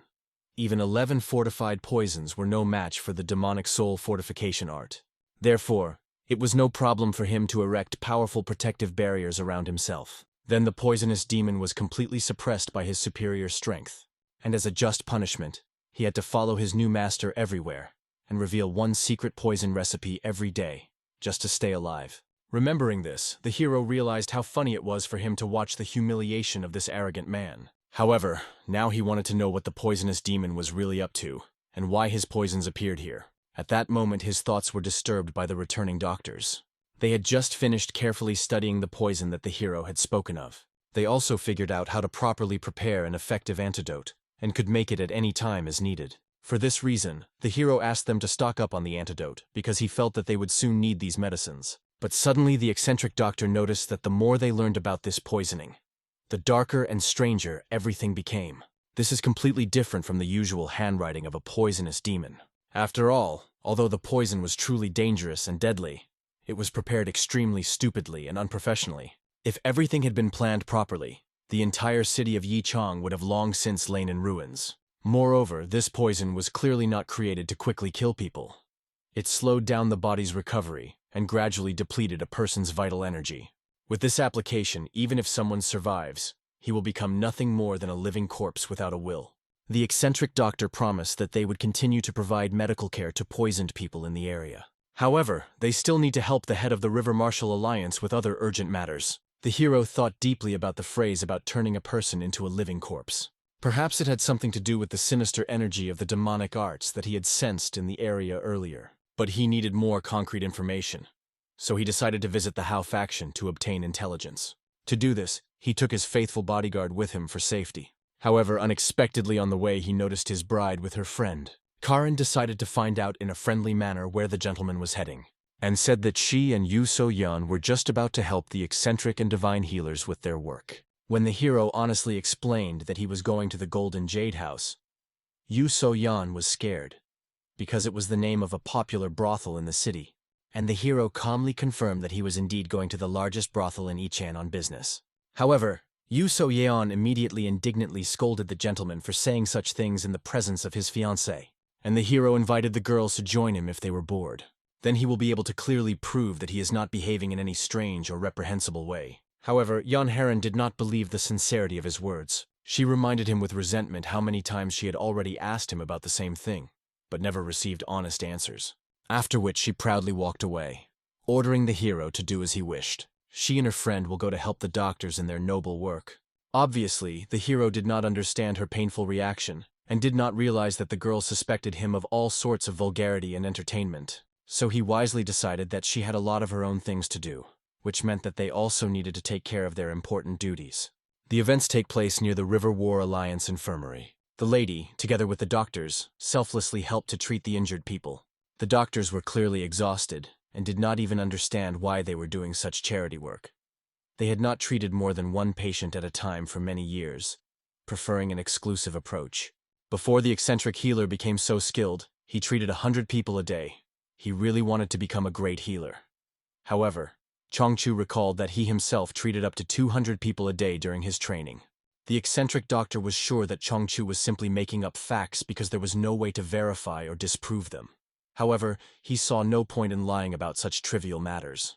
The needle doctor decided to find out whether such a huge number of patients affected the quality of treatment, and Chongchu himself understood this perfectly well. But he had no choice, since his stern master forced him to accept exactly 200 patients a day. The only person who scared him more than his own master was Mr. Beck Tayson himself. Just the thought of the hero caused him to feel pure terror and trepidation. And then the eccentric doctor decided to find out if Chongchu knew the true identity of their master. He was not entirely sure, although he had met a similar person in his practice before. And then the eccentric doctor went berserk, believing that Chongchu knew too much, and ordered them to tell who they really were. And in the end, not wanting to hide any longer, Chongchu honestly admitted that he was a member of the Heavenly Demon Sacred Sect. And only then did the needle doctor realize that he had clearly asked this dangerous question in vain. After all, Chongchu had warned him in advance, after which he wanted to know who their master really was. However, instead of answering, Chongchu suddenly froze in horror, after which he hurried to the window to look out at the street and experienced real horror. The eccentric doctor quickly realized what had caused such a panic reaction in Chongcha, and, seeing one of the zombies, he realized that it looked like they would only be dreaming of peace for a long time. Soon, people standing on the street noticed these strange creatures. For this reason, locals wondered what they were, and Chongchu immediately ordered everyone to be dragged into the building for their own safety. Karen initially did not understand what the doctor meant. However, he only yelled at the lady and began to rush her, and also ordered that the masters from the River Martial Alliance be brought immediately. Yu So-yeon didn't lose her composure and immediately ordered the lady to follow her. Martial artists also emerged from the building for protection. And despite the last not very pleasant meeting, the girl was still worried about how things were going with her dear fiancé. At this time, he was with the lady from the Hao faction. She felt unprepared, because she had never thought that Baek Tae-san would decide to come in person. She planned to deal with the local thugs and immediately report to him about everything based on the results of the work. However, the hero was more interested in what brought the woman and all the other agents to Ichang in these turbulent times. As it turned out, there had been various suspicious movements and unknown individuals around the River Alliance recently, and she had come here to help her master sort out the situation. But along with the secret branch of the Hao faction, skillfully hidden under the guise of the Golden Jade House, they were also conducting their own investigation related to the mysterious disappearance of the Black Iron clan. Suddenly, the lady was hurriedly informed of the arrival of an urgent message from the River Martial Alliance, and she, with the master's permission, kindly invited the envoy to come in to report. The man bowed respectfully and excitedly explained that the eccentric physician and the divine physician had urgently requested that Baek Tae-san immediately follow him on an extremely important matter. The hero was surprised by such urgent demands from the doctors, because they usually did not call him so urgently. However, it seemed that they urgently needed to tell the hero something extremely important. Now they stopped at an inn not far from the scene of the events, although they were supposed to help the victims of poisoning. However, the doctors said that the current circumstances were so serious that they could not be dealt with immediately. Therefore, the warrior came to personally escort the hero to them. Baek Tae-san wondered how the man had found him, since he hadn't told his doctors where he was going. He immediately explained that he had some connections in the city to find important people. But this did not inspire confidence in the insightful hero, who immediately gave a short order to his subordinate. And in the end, Kyung-won instantly detained the suspicious man, while he indignantly asked what the hero was allowing himself to do. Even Miss Hao was surprised by Baek Tae-san's harsh attitude towards the River Alliance representative. However, Kyung-won explained in detail that there were already more than enough suspicious moments. But what was most alarming was that the doctors had simply abandoned their masters. This was simply impossible, unless they had decided to commit suicide. For this serious reason, the Lord ordered Miss Hao to send one of her men to the River Martial Alliance and instructed them to check the nearby inns and also to bring this warrior's son-in-law with them. Most likely, he was a common spy sent by the enemy. Mrs. Hao had good reason to suspect that this was a clever trap, and the hero could not deny it with certainty. However, everything that was happening looked extremely suspicious and required caution. Gyeongwon now had to go with the master because he urgently needed to find his doctors and find out what was happening. Somewhere around this critical moment, the zombies had already completely surrounded the territory of the River Battle Alliance with a tight ring. The martial artists stood tensely on guard, ready to stop the advancing enemies at any second. The doctor stood there, carefully watching the developing situation, and could not even send anyone for help, let alone seriously think about the possibility of escape. And besides, for some strange reason, all these silent puppets turned out to be maddeningly familiar to them by their facial features. And then, in the middle of the crowd of zombies, a silhouette in a dark cloak that was familiar to Chongchu appeared. He politely invited all these people to lay down their swords, since he had only come to peacefully talk with one of the doctors about an important matter. However, Chongchu immediately objected strongly, because first the warrior needed to get rid of his sinister puppets. The doctors already felt that these were clearly unusual zombies, like half-living creatures. Both the energy of life and the energy of death flowed through them at the same time. Moreover, Chongchu worriedly suggested that they might be connected to his own sect and its dark practices. In any case, the weak point was most likely where the two opposing energies merged. However, Chongcha was not completely sure about this assumption.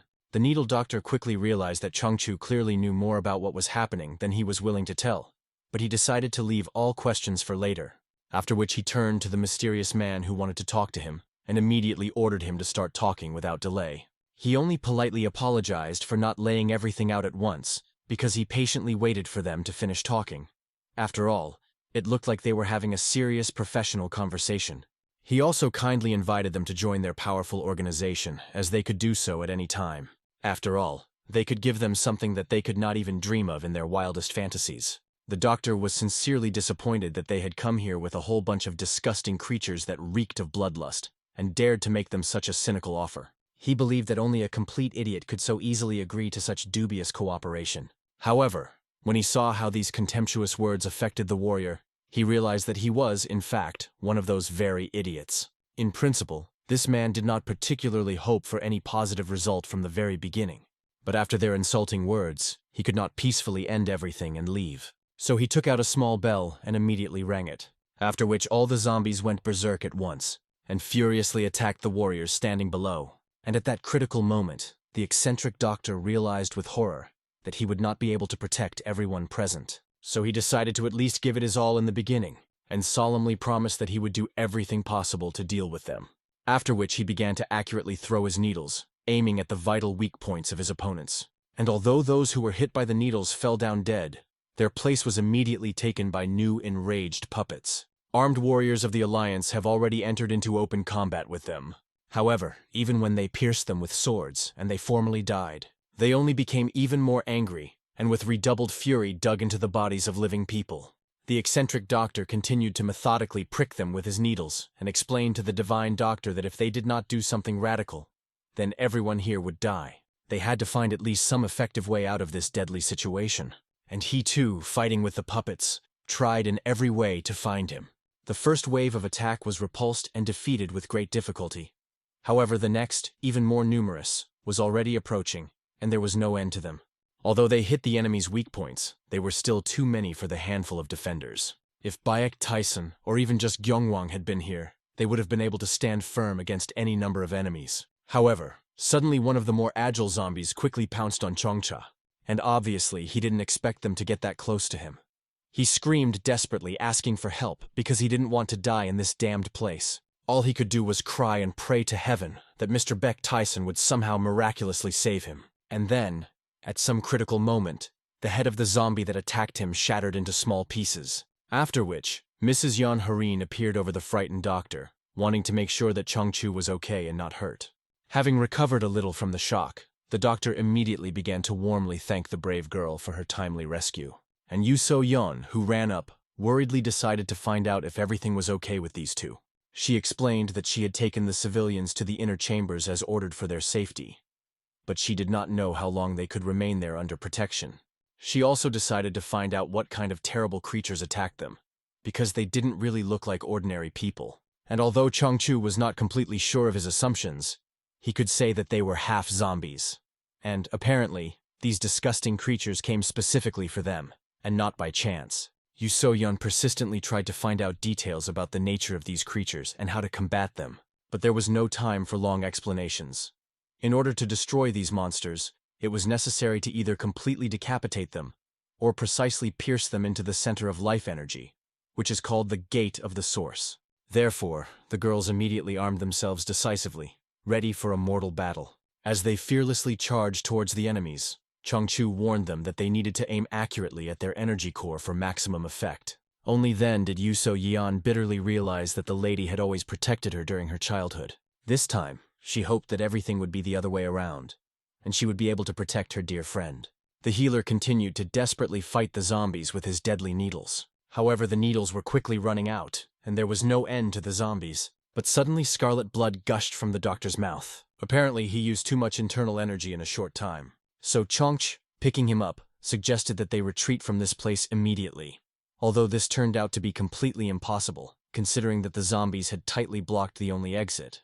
But as it turned out, the divine healer had one more ace up his sleeve. It was quite risky, but he still decided to take advantage of this last chance to help his friends escape. The eccentric doctor thought that Changchu wanted him to escape alone, and this was a completely natural desire.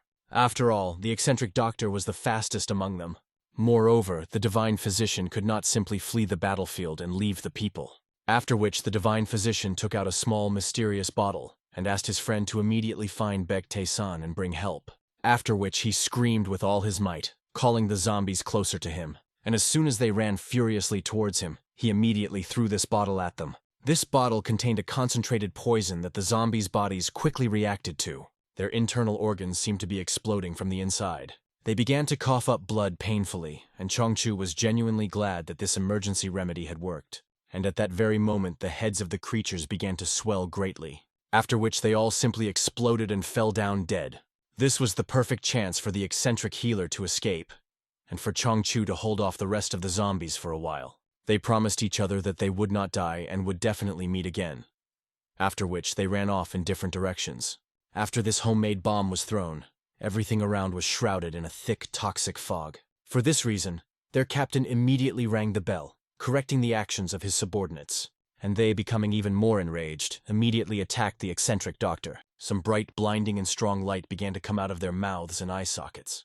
The healer, who reacted quickly, immediately prepared to use his internal forces for a powerful blow, and in the end, having released the accumulated energy, he seriously wounded the body of the nearest zombie. However, he was not alone at all. There were dozens of them there, and everyone was even more angry at his attempts to destroy them.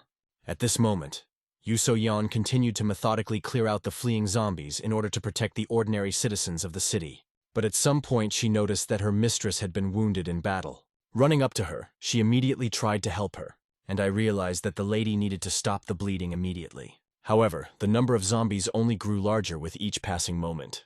Moreover, these zombies already seemed much more evil and dangerous than their fallen comrades. Only then did Yeon Heron regretfully remember how she had previously quarreled with Mr. Baek-tae-san due to a misunderstanding. But she honestly admitted that she would like to see him one last time before her death. But still, she was sincerely glad that she was now with her closest and dearest friend. And that sad smile seemed incredibly familiar to Yu So-yeon. She was just the same as in her distant childhood. Therefore, both girls realized that now they are not alone in this terrible world. And if so, it meant that they would fight to the very end without giving up. So they stood up, ready to face an entire army of zombies flying towards them. But suddenly a bright purple light shone next to them. All the zombies near them began to explode one after another. And after this bright light dissipated, the hero himself appeared. With the help of his powerful force, he blew up absolutely all the enemies who were currently on the territory. After which he decided with interest to find out how there were so many half-dead bags of rotting flesh here. Apparently, everyone breathed a sigh of relief when they saw their savior lord, and the zombie commander realized that things had gone too far, and he had no choice. He had to complete his important mission at any cost, so he swallowed some dark pill. Strange changes began to occur in his body. Chong-Chu quickly sensed an ominous energy emanating from that place. The man began to radically transform, becoming something like a powerful zombie. However, he was already much more powerful than the weak-willed dolls he had used before. This meant that he voluntarily released his hidden power, ceasing to be human forever. But the hero understood that this was not all. He felt some kind of vile filth that was firmly stuck to the soul of this unfortunate guy.